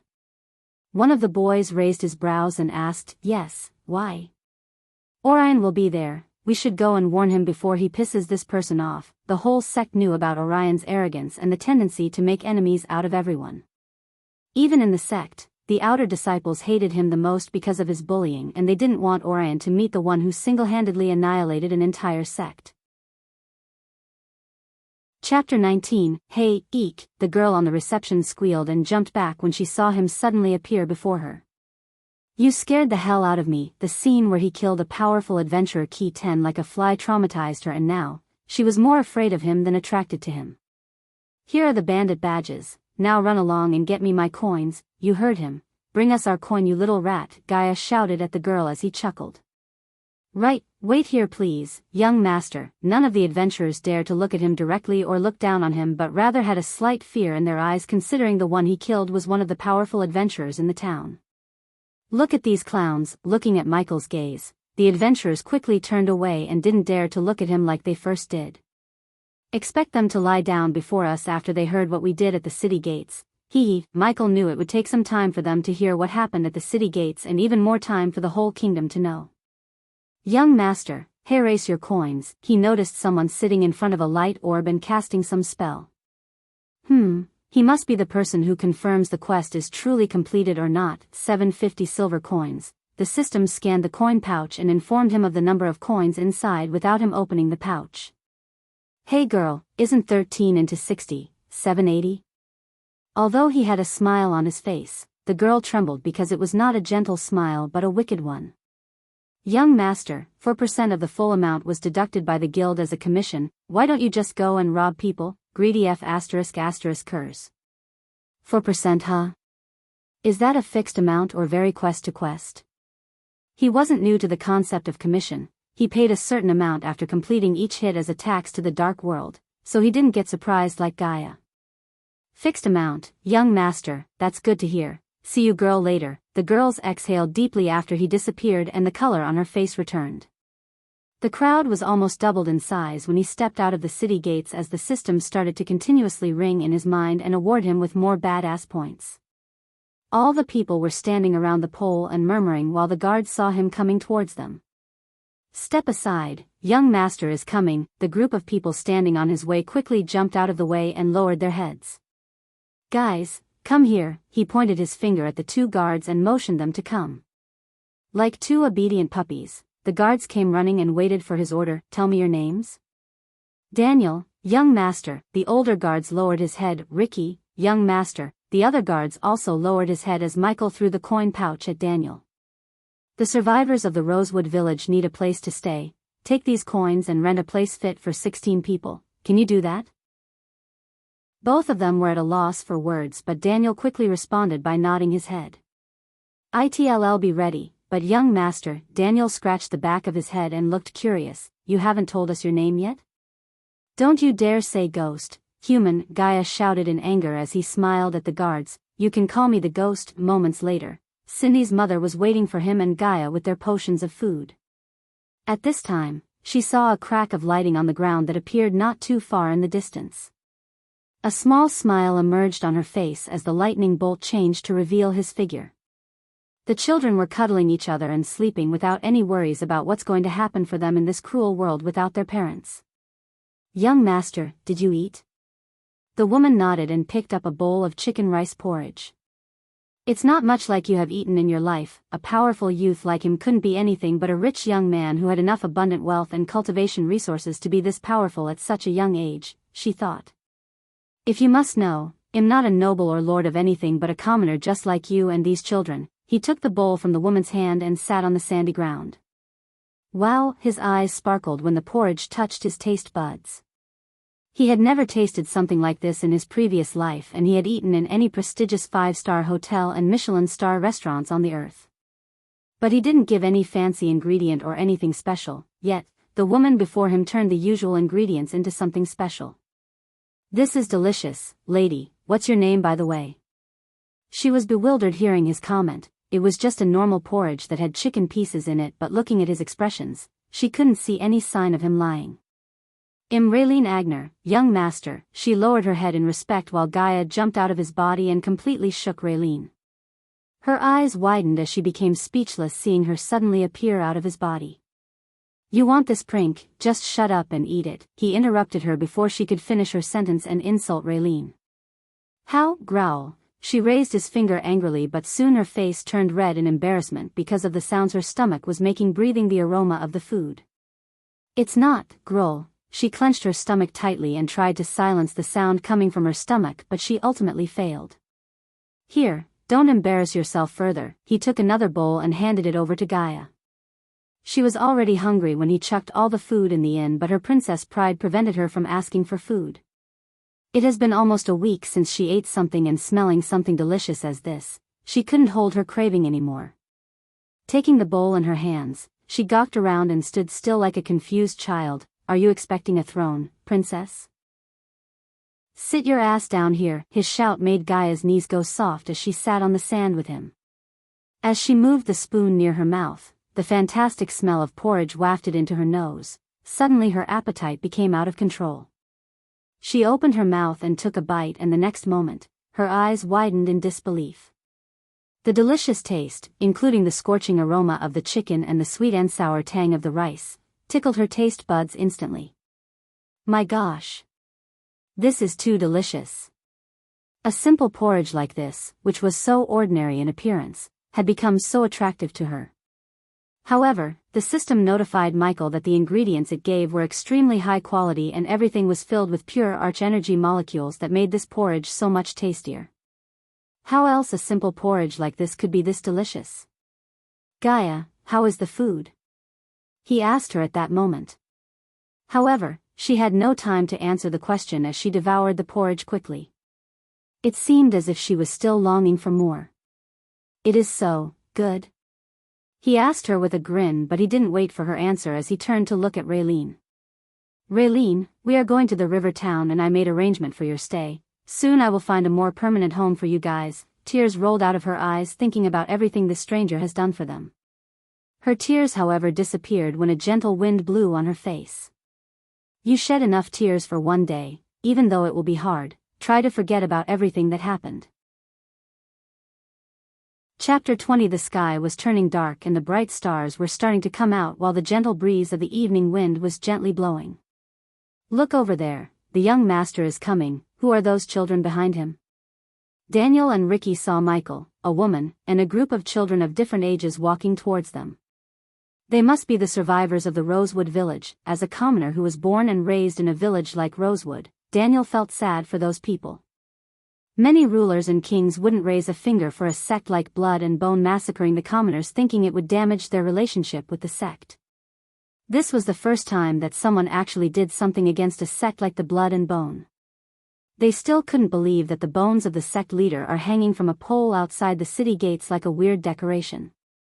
The entire river town was in turmoil hearing the news about the extermination of the sect and by tomorrow night, the entire kingdom would know what happened to them and the person who killed them. At that time, Ghost would become just as famous as many popular adventurers and disciples. Next to Michael, the ones who profited more in this situation was none other than the two guards, Daniel and Ricky.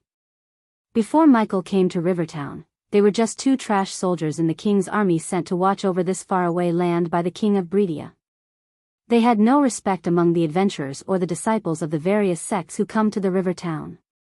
In the other towns and cities, the guards had more prestige and would get a nice discount anywhere they went, but here, even the tavern owner wouldn't even give them a small discount on ale and food.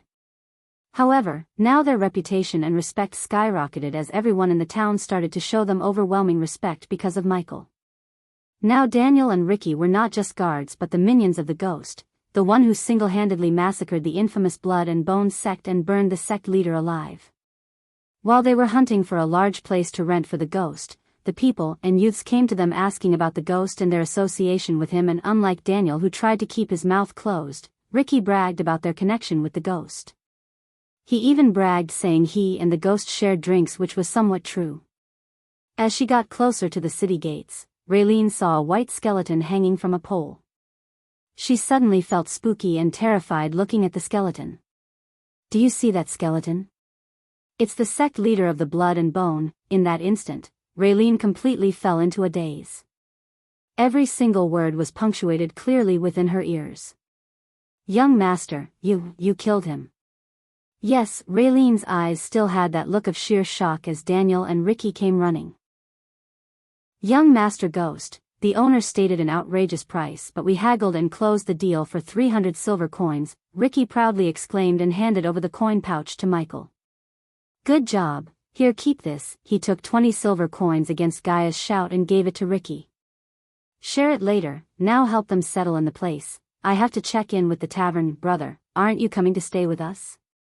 Cindy pulled his sleeve and asked him as he ruffled her head playfully. "No, but I will stay very close to you, Cindy, young master." But Raylene was already in shock after hearing that he had spent 300 silver coins for them, and why did he have to stay the night at the inn while they stay in the house he rented with his coins? "No, it won't be right for me to spend the night there. People tend to spread nasty rumors when a single mother stays the night alone with a young man. It would affect both her and Cindy in the future, so he decided to stay in the tavern. And if someone started to talk rubbish even after this, he would simply knock all their teeth off and shut them up for good. "Young Master Ghost is right, my lady, these people have nasty mouths," Daniel said, and it took a few moments for Raylene to think about the consequences and agree with them. But what if those bad men come again? Cindy trembled tightly and held his hand, remembering the things that happened before her earlier. Those bad men left the world and will never come back." "Yes," he lifted her up and kissed her on the cheek. "Now go with these brothers and sleep. Don't cause any troubles for your mother." "I won't." Unexpectedly the girl wrapped her little hands around his neck and kissed him on the cheek.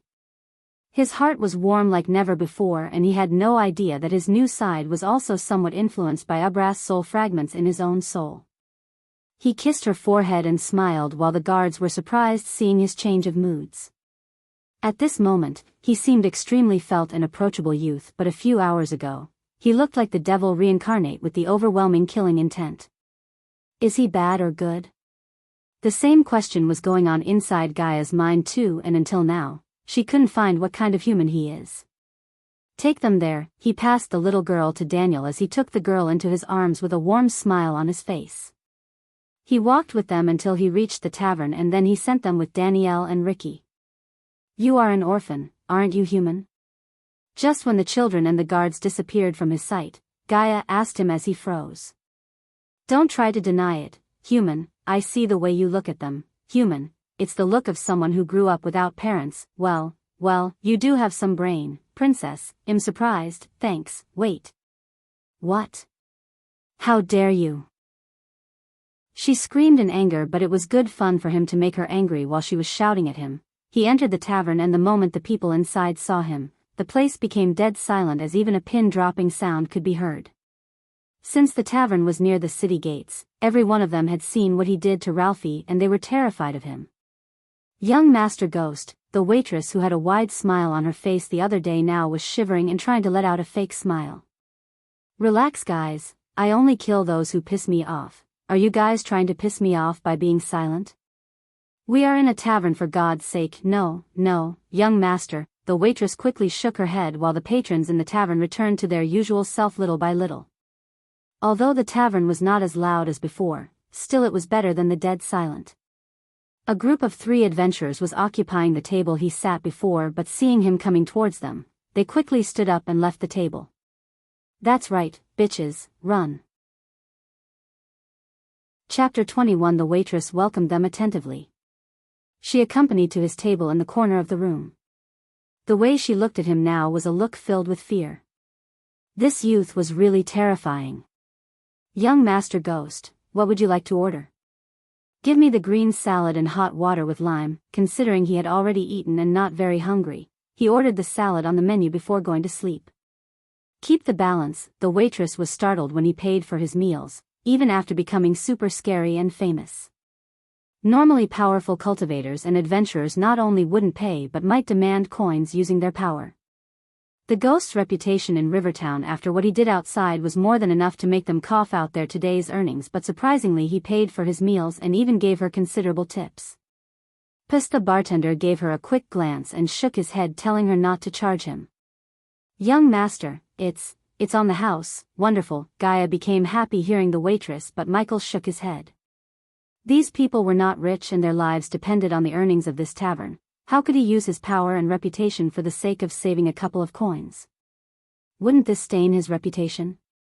No, I'm a customer in this tavern, just like everyone here, and a customer must pay for what he bought. At the end of his words, he smiled at the waitress to loosen up her mood and placed the coins on her palms.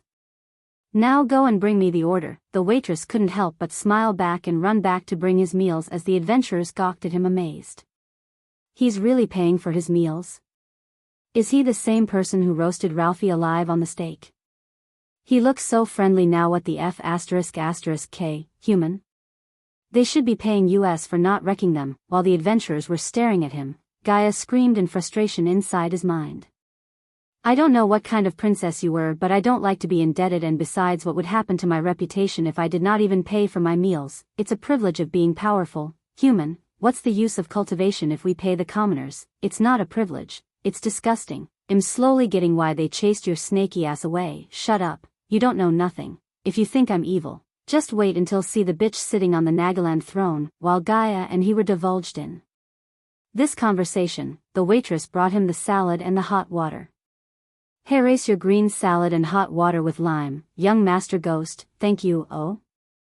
No need, young master. He seemed like a completely different person now. She was among the people there when he burned Ralphie alive, and then he was radiating an immense killing intent and looked terrifying. The more they spent time with him in the same room, the more they realized that he was only cruel to his enemies, but for others, he seemed warm and friendlier. Miss, do you know where the Sunrise sect is? He stopped the waitress when she was about to go to the other table and asked. Young Master Ghost must be new to Breedia since you don't know the Sunrise sect, but young master, if you're looking to join a sect, there are more fitting sects for you. Hearing this, Michael furrowed his brows. I just want to return something that belongs to them. Oh? How could a powerful youth like him join a declined sect like the Sunrise sect? The waitress thought. Young Master Ghost, to go to the Sunrise sect, you have to walk down the main road for 2 hours and you will see a small mountain by the river. Then you'll see the Sunrise sect. Alright, then you'll go there tomorrow. Young Master Ghost. When he was about to eat, the waitress stopped him. Young Master Ghost, none of them will be at their sect tomorrow. Tomorrow is the bright light ceremony. They'll all be at the Heaven's Gate. Hey Gaia, what is this bright light ceremony? At this moment, he was lying in his bed while Gaia was sitting by the window. Considering the customers waiting for the waitress, he didn't keep talking and take her time. That's just a silly event that humans come to take part in the Heaven's Gate and prove their power. Why is that? So they can easily get accepted into their favorite sect if they perform well, that is. The moonlight coming through the window reflected on her face and revealed an angered look on her face. What is this Heaven's Gate? Her expression piqued his curiosity, and he was glad that this troublemaker isn't traveling in person with him. I told you it's just a silly event. Why are you interested in that? Are you going to participate? Just explain everything to me, she sighed as she turned her gaze away from the moon and looked at him. Heaven's Gate event has 2 rounds. In the first round, she raised her pointing finger and began to explain how the competition works to him like a teacher. The 3 big sects will each send a level 5 core formation cultivator and position them on top of the Heaven's Gate stairway. They will then unleash their aura and soul pressure. Everyone who participates in the competition will need to climb up from the bottom to the top, but the higher they go, the more pressure they will face. Finally, the first 24 disciples to reach the top will be chosen to participate in the second round of the competition. I assume there are the requirements to participate, she nodded hearing his question. There are 2 actually. One must be under 30 years old and not more than a level 10 body refining stage cultivator. This means that I meet the requirements to participate in the competition. Don't be rash, human. Even though the competition is meant as an entry shot to young humans, the disciples of the sects will also participate to show their power and earn the resources given by the king of Breedia.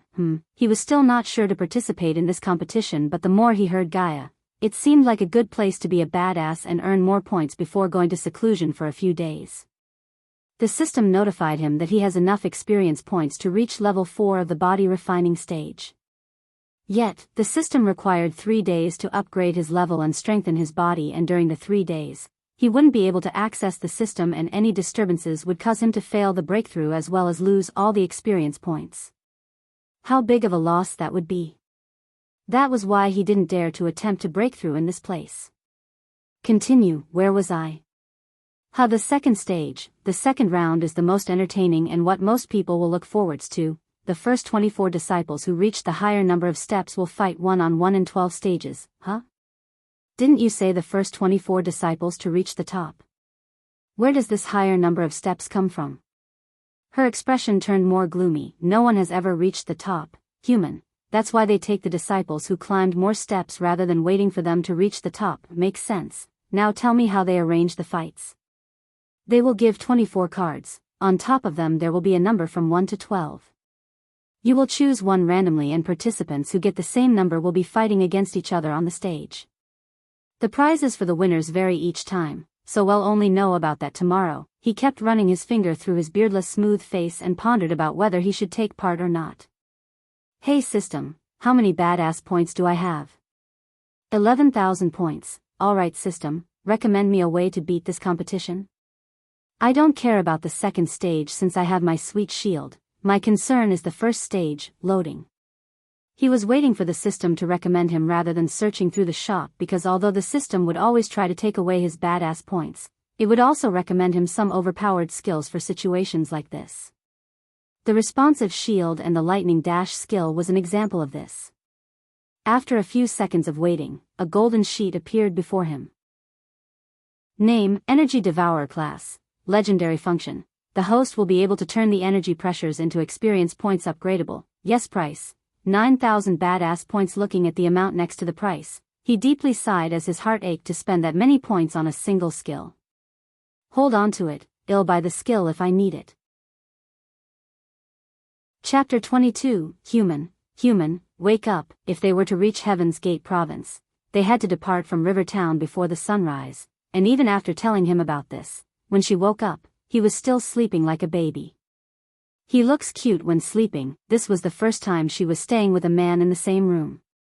As a princess of Nagaland and a free spirit, she had traveled to many places and met many youths who tried to court her. Every one of them was extremely wealthy and offered an immense amount of wealth to marry her. Her single glance would be enough to raise their heartbeats and drool, but only this human on the bed had never lusted for her, except he called her ugly. Weirdly, it was a nice change to her. Since her birth no one ever dared to disrespect her and would shower her with fake compliments due to her status as a princess.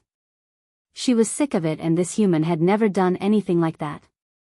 Even after knowing she was a princess, he never cared about that and continued to scold her and ridicule her.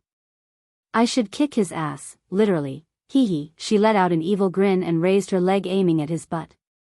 Thop. What the? Michael suddenly woke up, feeling the sudden kick on his butt, and saw Gaia standing before him with a huge grin on her face. Did you kick my ass? The system had never warned him about it, and when he asked the system, it didn't even reply to him. I told you I will kick your ass if you don't wake up. She looked so hot and beautiful right now as it made his mind go blank for a moment. Damn, she's hot. Come on, chop human. We have to leave now to reach the Heaven's Gate province. It seems like I need to buy an alarm from the system shop. He opened up the system and bought a toothbrush, toothpaste, and face wash. Although the cultivators didn't need them to keep their body clean, he felt weird going out before brushing his teeth. According to Abra's memories, the commoners used some kind of powder to wash their mouths, and most of them didn't spend their coins to buy something like that. Looking at the weird short stick and the cream he was putting on the tip of the stick confused her. Eek! She jumped back when she saw him putting the stick with the paste into his mouth. The white foam inside his mouth disgusted her. Michael kept brushing his teeth for a few minutes and put the items back in the storage after thoroughly washing his face with the water he bought. Gaia couldn't help but take a deep breath of the fragrance radiating from him, as her reaction reminded him of the toothpaste ads on the TV. She stepped forward smelling the wash, and now she was standing just a few inches away from him. What is that smell, human? But the moment she opened her mouth, he took a step back despite her beauty. Looking at the lines on his forehead and his twitching nose, she was bewildered. Such a boner killer. No one would believe that a beautiful hot girl's mouth smells so bad, but it made sense since her meridians were broken and still hadn't been repaired to restore her arch energy circulation through her body. He quickly bought another toothbrush from the system and covered the head with a lot of toothpaste. Here, brush your teeth, what? Her face turned red, guessing why he would ask that. Do it now. He took her hand and placed the toothbrush on her hand as she reached the verge of her patience.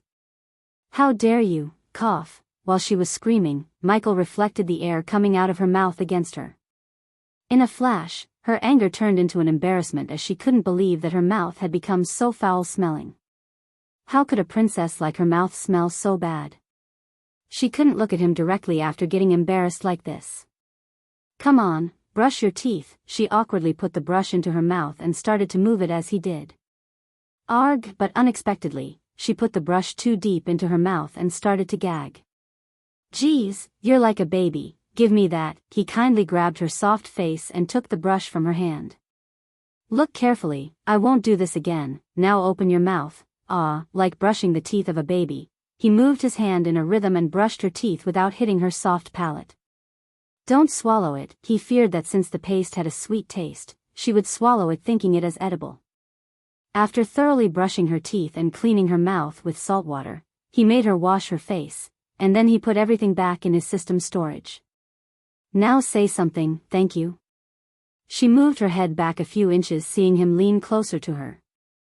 Good, now it's better, but you must keep brushing your teeth 2 times a day, or I'll kick your ass. She meekly nodded since she couldn't talk back arrogantly in this situation. The morning sunlight filled the sky, pure scattered light as its hue ambitiously illuminating each crevice of the land. Sparrows chirped an explicit background melody while he was on his way to Heaven's Gate Province. Heaven's Province was a big city in the Breedia Kingdom. It didn't matter if it was size or power, it couldn't be compared to the river town.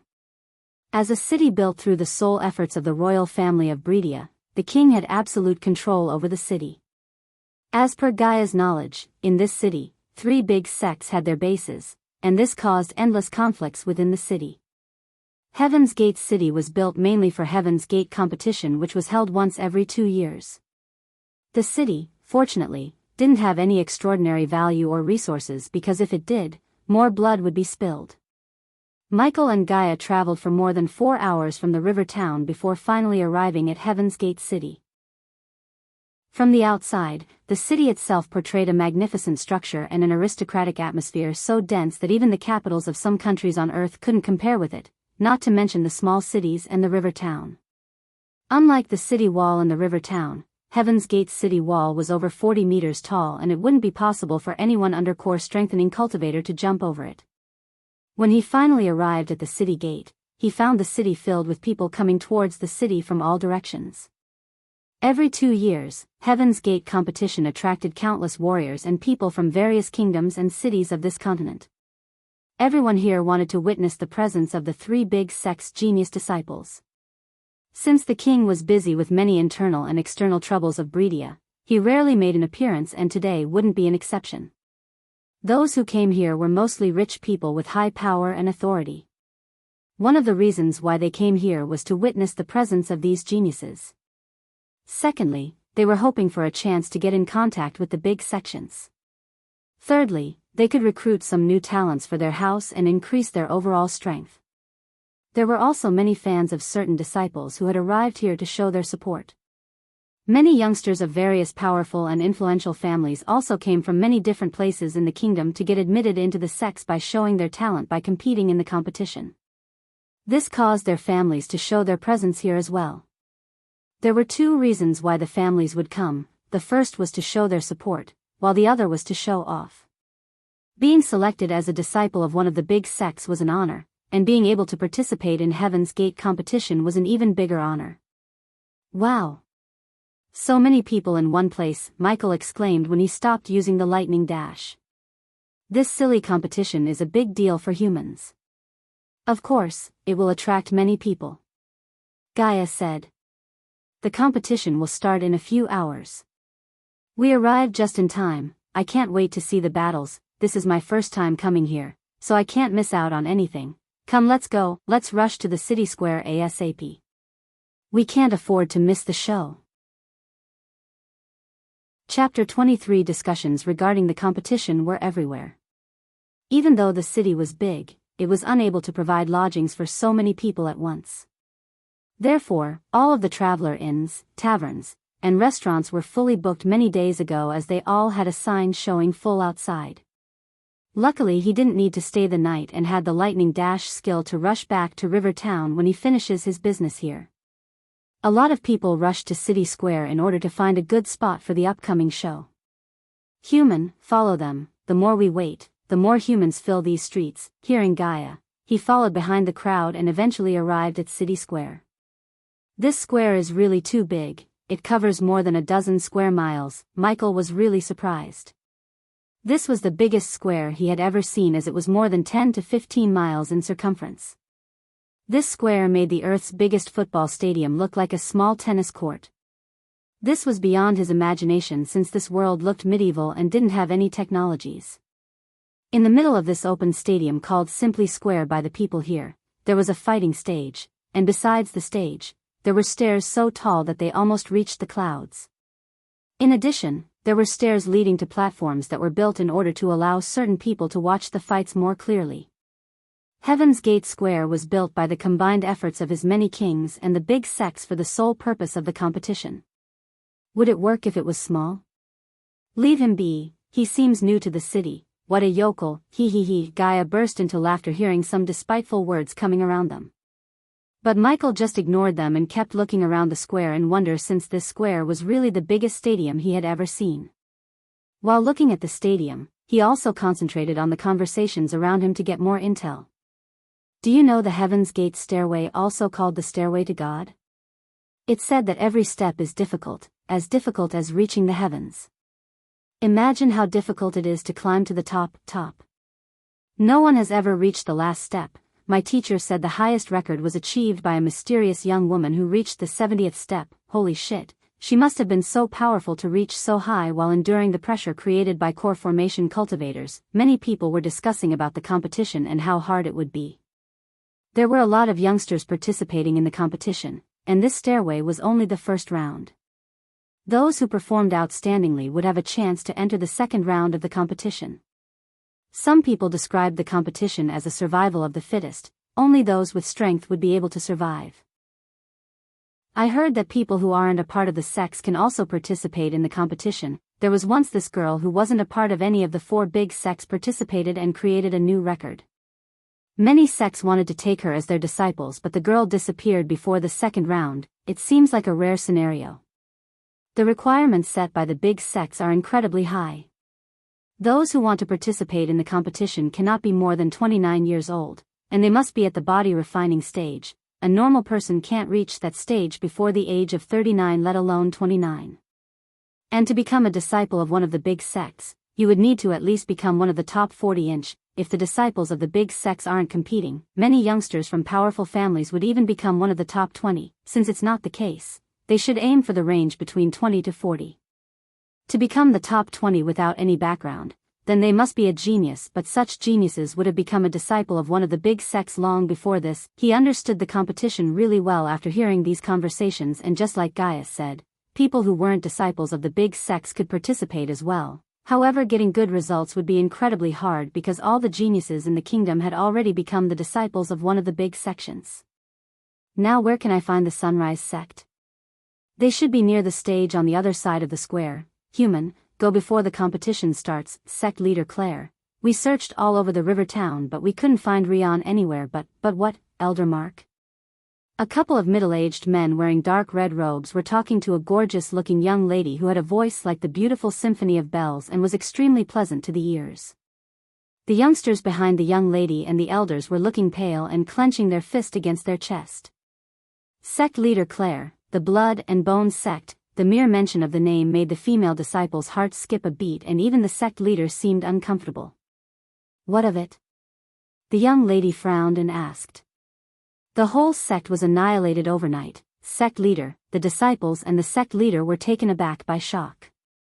Even though their Sunrise sect was declined to the point that they only had 30 disciples in total, just as the Blood and Bone sect, they couldn't be compared to that evil sect in terms of power. She might be the sect leader, but she was only a body refining stage level 5 cultivator, and the 4 elders were more powerful than her as they were all body refining stage level 10. It was only because the previous sect leader, her father, went missing that made her the new sect leader.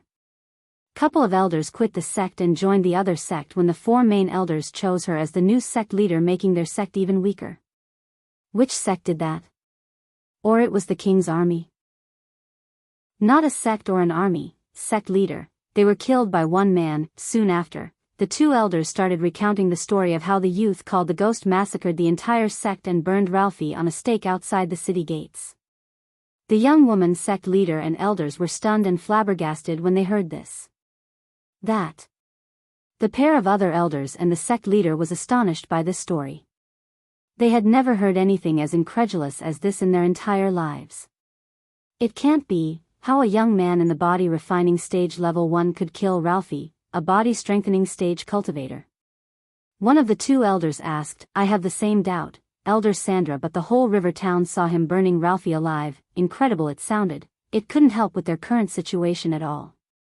Without Rian, their core disciple, they had no hope of getting into the top 40 and getting the much needed resources. The entire sect's survival was depending on the resources given by the king.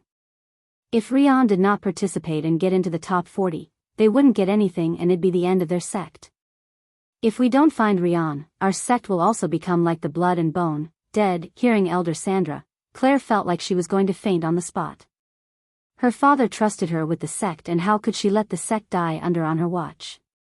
It seems this is the end of our sect. Elder Sandra's voice broke as tears were flowing out of her eyes.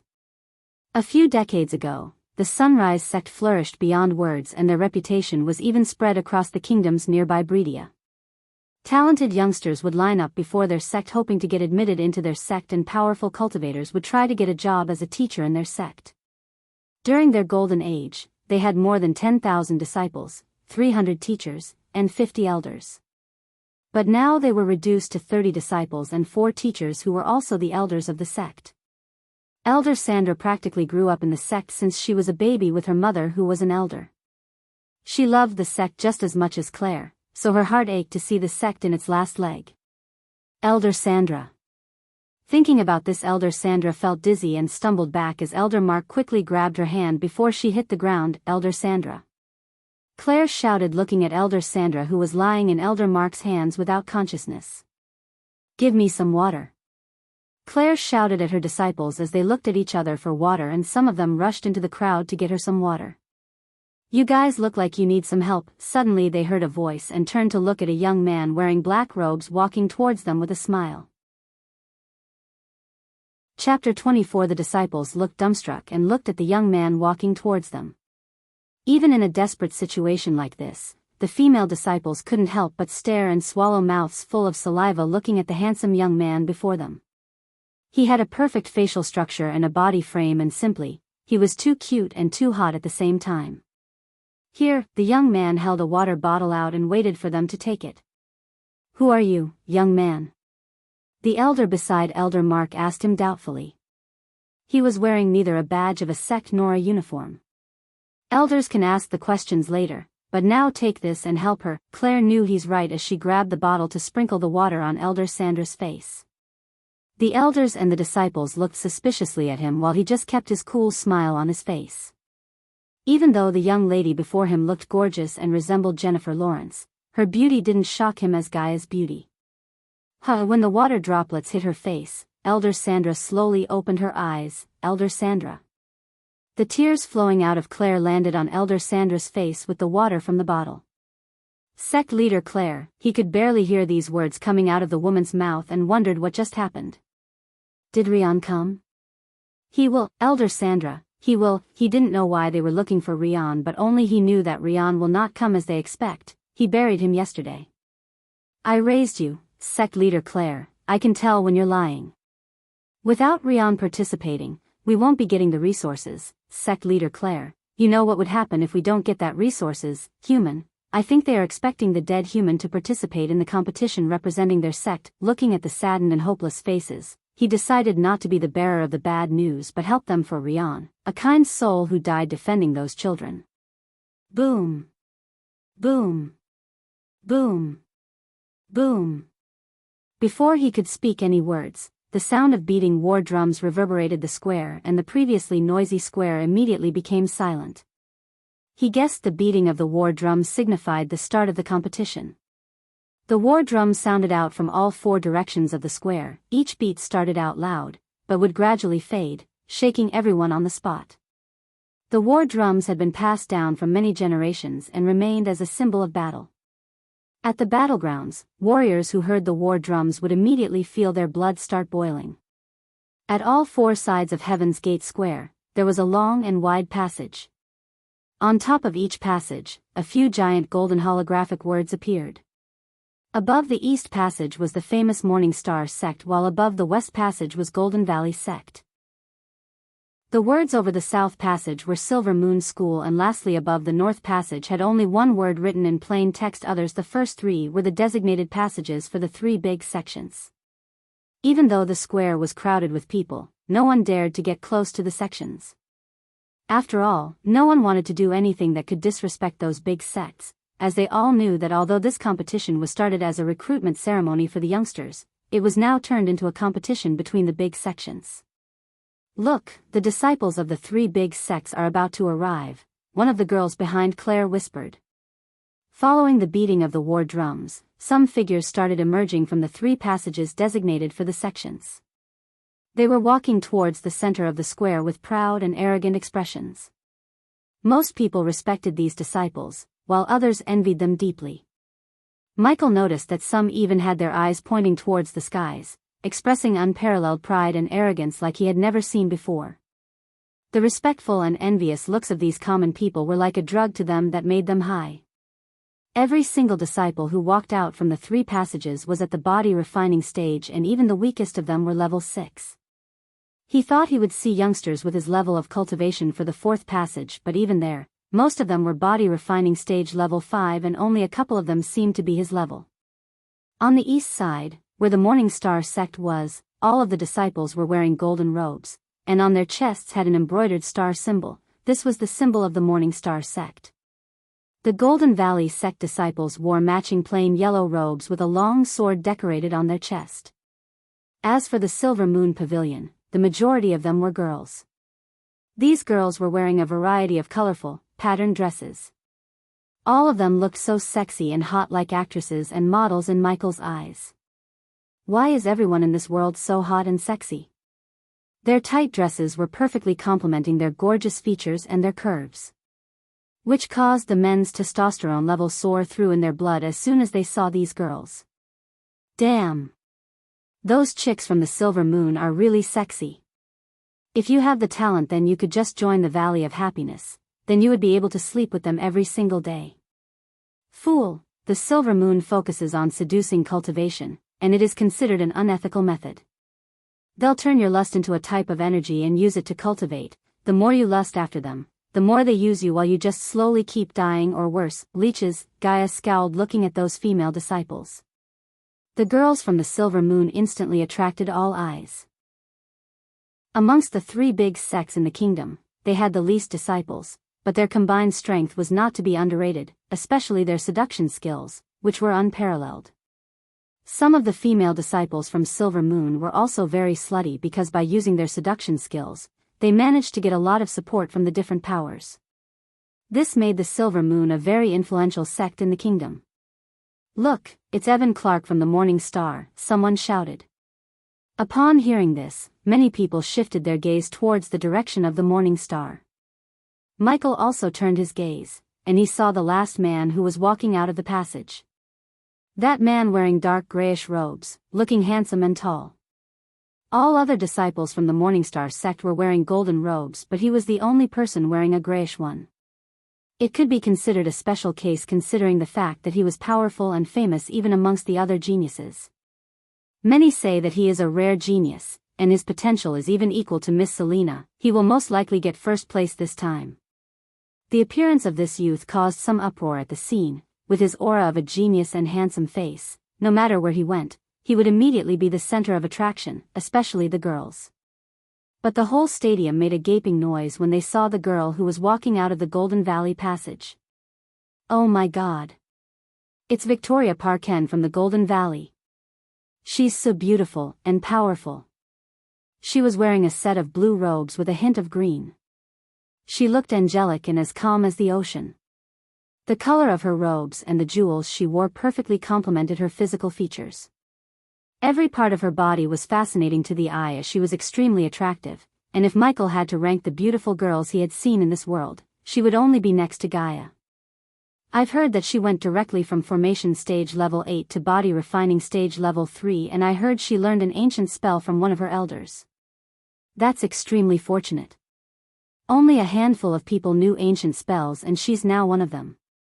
She might even be more powerful than Evan Clark. It seems Hannah Barry and Nyla Reed from the Silver Moon are here as well. Both of them have the ability to fight with Evan and Miss Parker, but their chances of winning are lower. It's hard to predict what will happen. A lot of things have changed this year, no one can guess the final results. Last time, Miss Selena appeared out of nowhere and took the 4th place in the competition, and she was the youngest in the competition that year, and don't forget that mysterious young girl who created a record by climbing to the 70th step. I wonder if she will appear today, and if that happens, this will truly become exciting. Chapter 25. Discussions were everywhere and everyone was focused on Evan Clark, Victoria Parker, Hannah Barry, and Nyla Reed.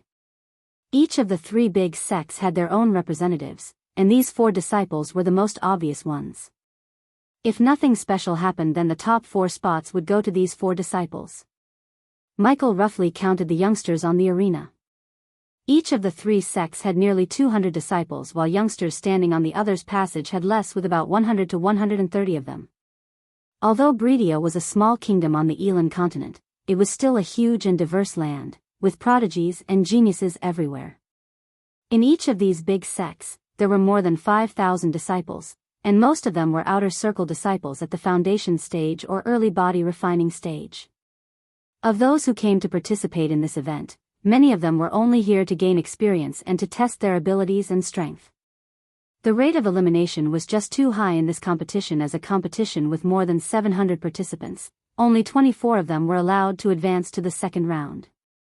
All the participants are required to come to the center in 5 minutes. A loud voice of a woman reverberated in the stadium while all the disciples from the big sects and the youngsters from the other passage had already walked towards the center of the square without waiting for 5 minutes. "Teacher, what do we do?" One of the Sunrise sect girls shivered and looked at Claire as the elder beside Mark exhaled deeply. "Rion is not coming, sect leader Claire. We should leave this place now. That would at least give us some dignity rather than ridiculed by the other sects." Hearing him, Elder Sandra wiped off her tears and tried to let out a smile. "Elder Miles is right, sect leader Claire. There's nothing we can do anymore. Let's leave this place and pack our things. I should distribute the remaining books and herbs to the children Before she could finish her sentence, her throat tightened and tears welled up in her eyes. "You don't have to." Only now Elder Sandra noticed the black-robed youth standing with them when she heard his voice. "What if I participate in the competition and donate my winnings to your sect?" Everyone was dumbfounded and Claire was clearly in shock. The elders thought he was saying this looking at their dire situation and the goodness in his heart. "Young man, it's kind of you to say this, but we can't put our burden on your shoulder, especially since you're an outsider." These people seemed extremely nice and friendly among the cultivators that he had met. Now he knew where Rion's kindness came from. He was taught by good people like them. "Then I'll join your sect. Don't take this the wrong way, but you seem to have nothing to lose by letting me join. If I win, well, get resources to keep the sect alive." Michael did not beat around the bush but directly pointed out their situation and made a valid point as the elders became speechless for a moment. Why do you want to help us?" Claire asked him. "Because I want to. Now don't go anywhere and trust me to win this thing." Before anyone could speak anything, he started to walk towards the center, leaving them stunned. Claire and the elders didn't see any deception or bad intent in his eyes but the initiative to help them. She was affected by this stranger's sincerity in wanting to help them even though he had just met them. This touched her to a certain degree while she was looking at the youth walking towards the center.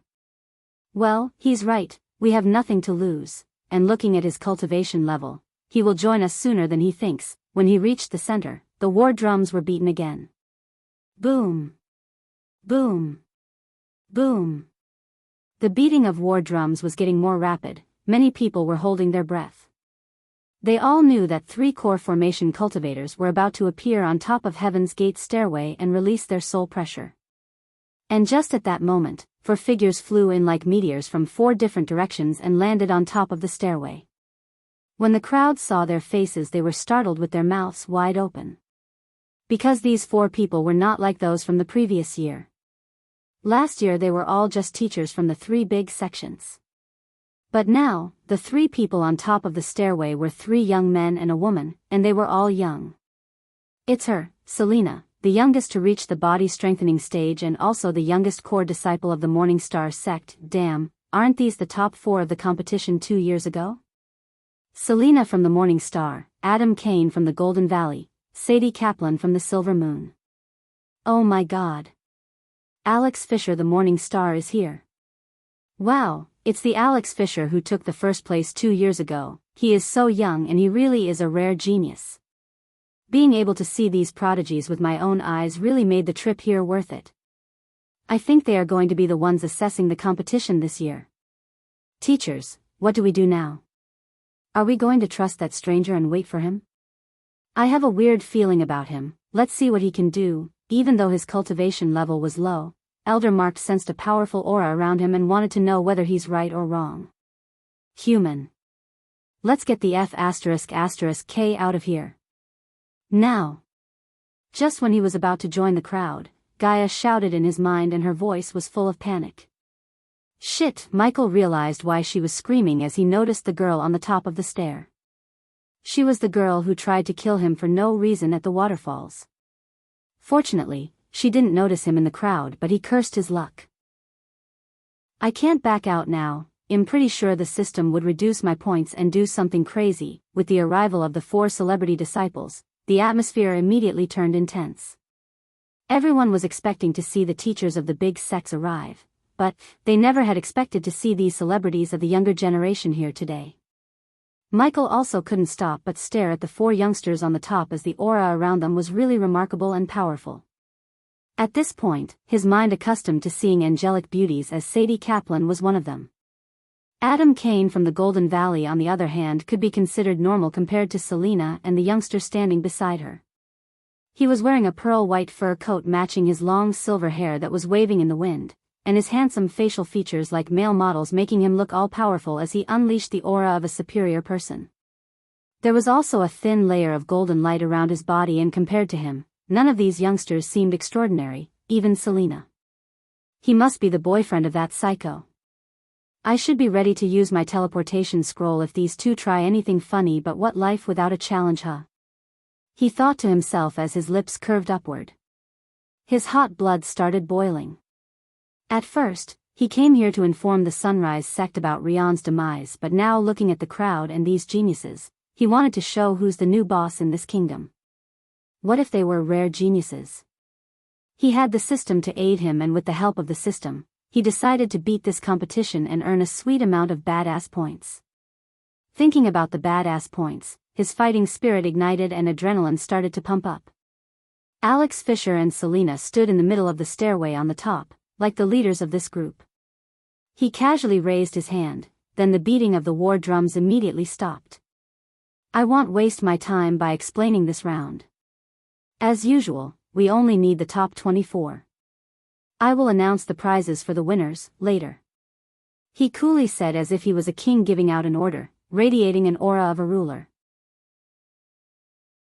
Chapter 26. Where Michael was standing, all the youngsters of the big sects were getting ready. They all looked pumped up and ready to take on the world, as their eyes were radiating fierce looks. It didn't require a genius to figure out the relationship between these 3 sects were not friendly. Especially the relationship between the Morning Star and the Golden Valley seemed worse. By looking at the way Evan Clark and Victoria Parker glaring at each other revealed the enmity between them. Therefore, like the sheep following their shepherd, the disciples from both sects had started to engage in a verbal war. Not long ago, in the competition among the 3 sects, Alex Fisher defeated Adam Kane of Golden Valley within 5 attacks and pissed off many Golden Valley disciples. Now they were looking forward to Victoria Parker to defeat Evan Clark and wipe the shame away to an extent. So the second round of the competition would definitely become even more intense.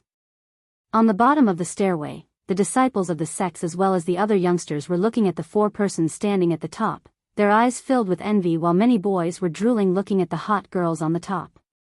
Senior Alex and Miss Selena are the definition of a perfect couple. Look at their demeanor and aura around them. Only if I could have a girlfriend like her, sigh, and a boyfriend like Senior Alex. Hey, look, the Golden Valley dogs drooling at the morning stars. Shut the F***K up, you scoundrels. If it wasn't for our senior Adam being sick that day, he would have kicked your senior's ass and sent him back to where he came from. How dare you disrespect our senior Alex? Let's wait until our Evan Clark meet your little Miss Victoria in the battleground, then we'll see who kicks whose ass. Obviously Sister Victoria gonna kick his ass. Hey darling, I'll visit your Silvermoon Palace later. What the F***K, dude? The scene immediately became very intense. It looked like they were about to start attacking each other. The calmest person on the scene was Michael. Although he was irritated about Selena's presence, he didn't give a shit about the enmity among these celebrity disciples. As far as he was concerned, he's here to earn badass points and help the Sunrise sect in the process, so he could get a secluded place to break through.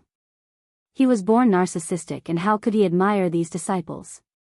Begin, Alex said calmly, but his voice was enhanced with arch energy to be extremely loud, signaling the start of the first round. Nearly 700 youngsters instantly started running up the stairway. The stairway was extremely wide and looked like even if there were more than 1,000 people on it at the same time, it wouldn't feel crowded. There were a total of 100 stone steps on Heaven's Gate stairway, and each step was at least half a meter tall. It seemed like any commoner could easily climb such stairways, let alone cultivators like themselves. In their eyes it was nothing. Some of them were even jumping forward like rabbits after hearing Alex's words. It was very funny looking at them as Michael chuckled inside. Human, what are you doing? If she sees you, she would go berserk again. Ignoring Gaia's shout, he stepped onto the first step, the second, the third. And just when he stepped onto the 8th step, he felt a slight pressure. More and more people started to pass him, leaving behind. What the? Am I that weak? He saw the others climbing the stairs easily without dropping a sweat. It seems he's going to be last, one of the disciples of the Sunrise sect said, looking at Michael on the stairs. A bunch of steps above Michael, the youngsters who went past him started to slow down, feeling the pressure created by the 3 core formation cultivators. Unlike the teachers who came to assess the competition 2 years ago, these 3 were no ordinary cultivators but geniuses and prodigies of this young generation. Each of them was extremely talented and powerful, and the soul pressure created by them was no joke, and this made this year's competition toughest. The higher the steps they climbed, the more pressure they felt. Human, you're embarrassing yourself. Come on, cast your weird spell and disappear. Gaia couldn't bear to look at those ridiculing eyes of the crowd. System, buy the energy devourer and activate it. Ding. The host has successfully acquired the level 1 energy devourer. Activating the energy devourer. Loading 120. 119. 118. Shit, I need to wait 2 minutes. He exited the system and turned his hand around to see there's no one behind him, as he was the last guy standing on the 5th step. As long as you manage to enter the top 40, you can choose to become a disciple of any of the sects as you wish. Even though the crowd knew this, right after the words left Sadie Kaplan's mouth, the crowd became restless. What about the top 100? So that last kid could have a chance. I told you, human. Gaia could hear a few mocking words coming in her way, and she couldn't hold her anger anymore. Michael tried to pay no mind to these comments, but still, he became slightly irritated since he had done nothing like bragging or anything. Surprisingly, even some of the disciples who were above him started to follow the crowd by mocking him. They tried to relax their mind a bit by making fun of him. Look at that weakling, I bet he can't go more than 20 steps. 20 steps. Look at him, where is he standing? He's stuck at the 5th step, for God's sake. I'm sure that he wouldn't even cross the 10th step. The scornful remarks were getting more and more intense while he was waiting for the system to activate the spell. 30. 29.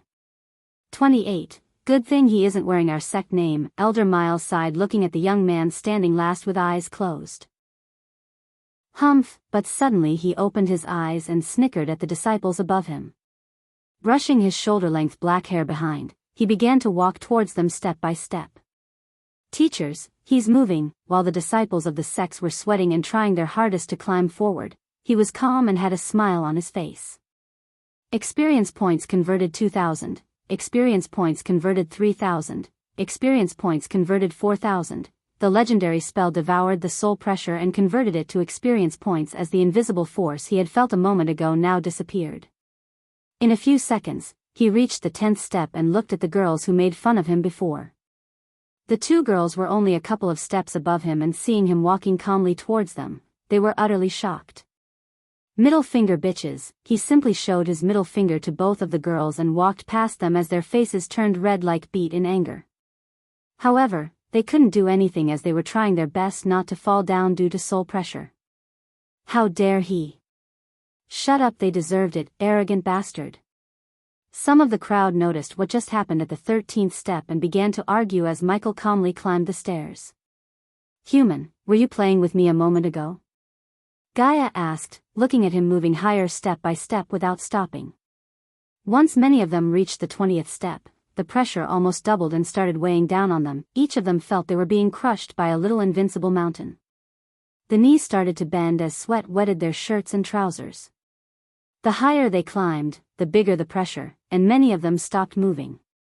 I don't think I can move any further than this, the pressure is too strong, I can even feel my soul trembling. Yeah, me too, some of them sighed and said while wiping their sweat away.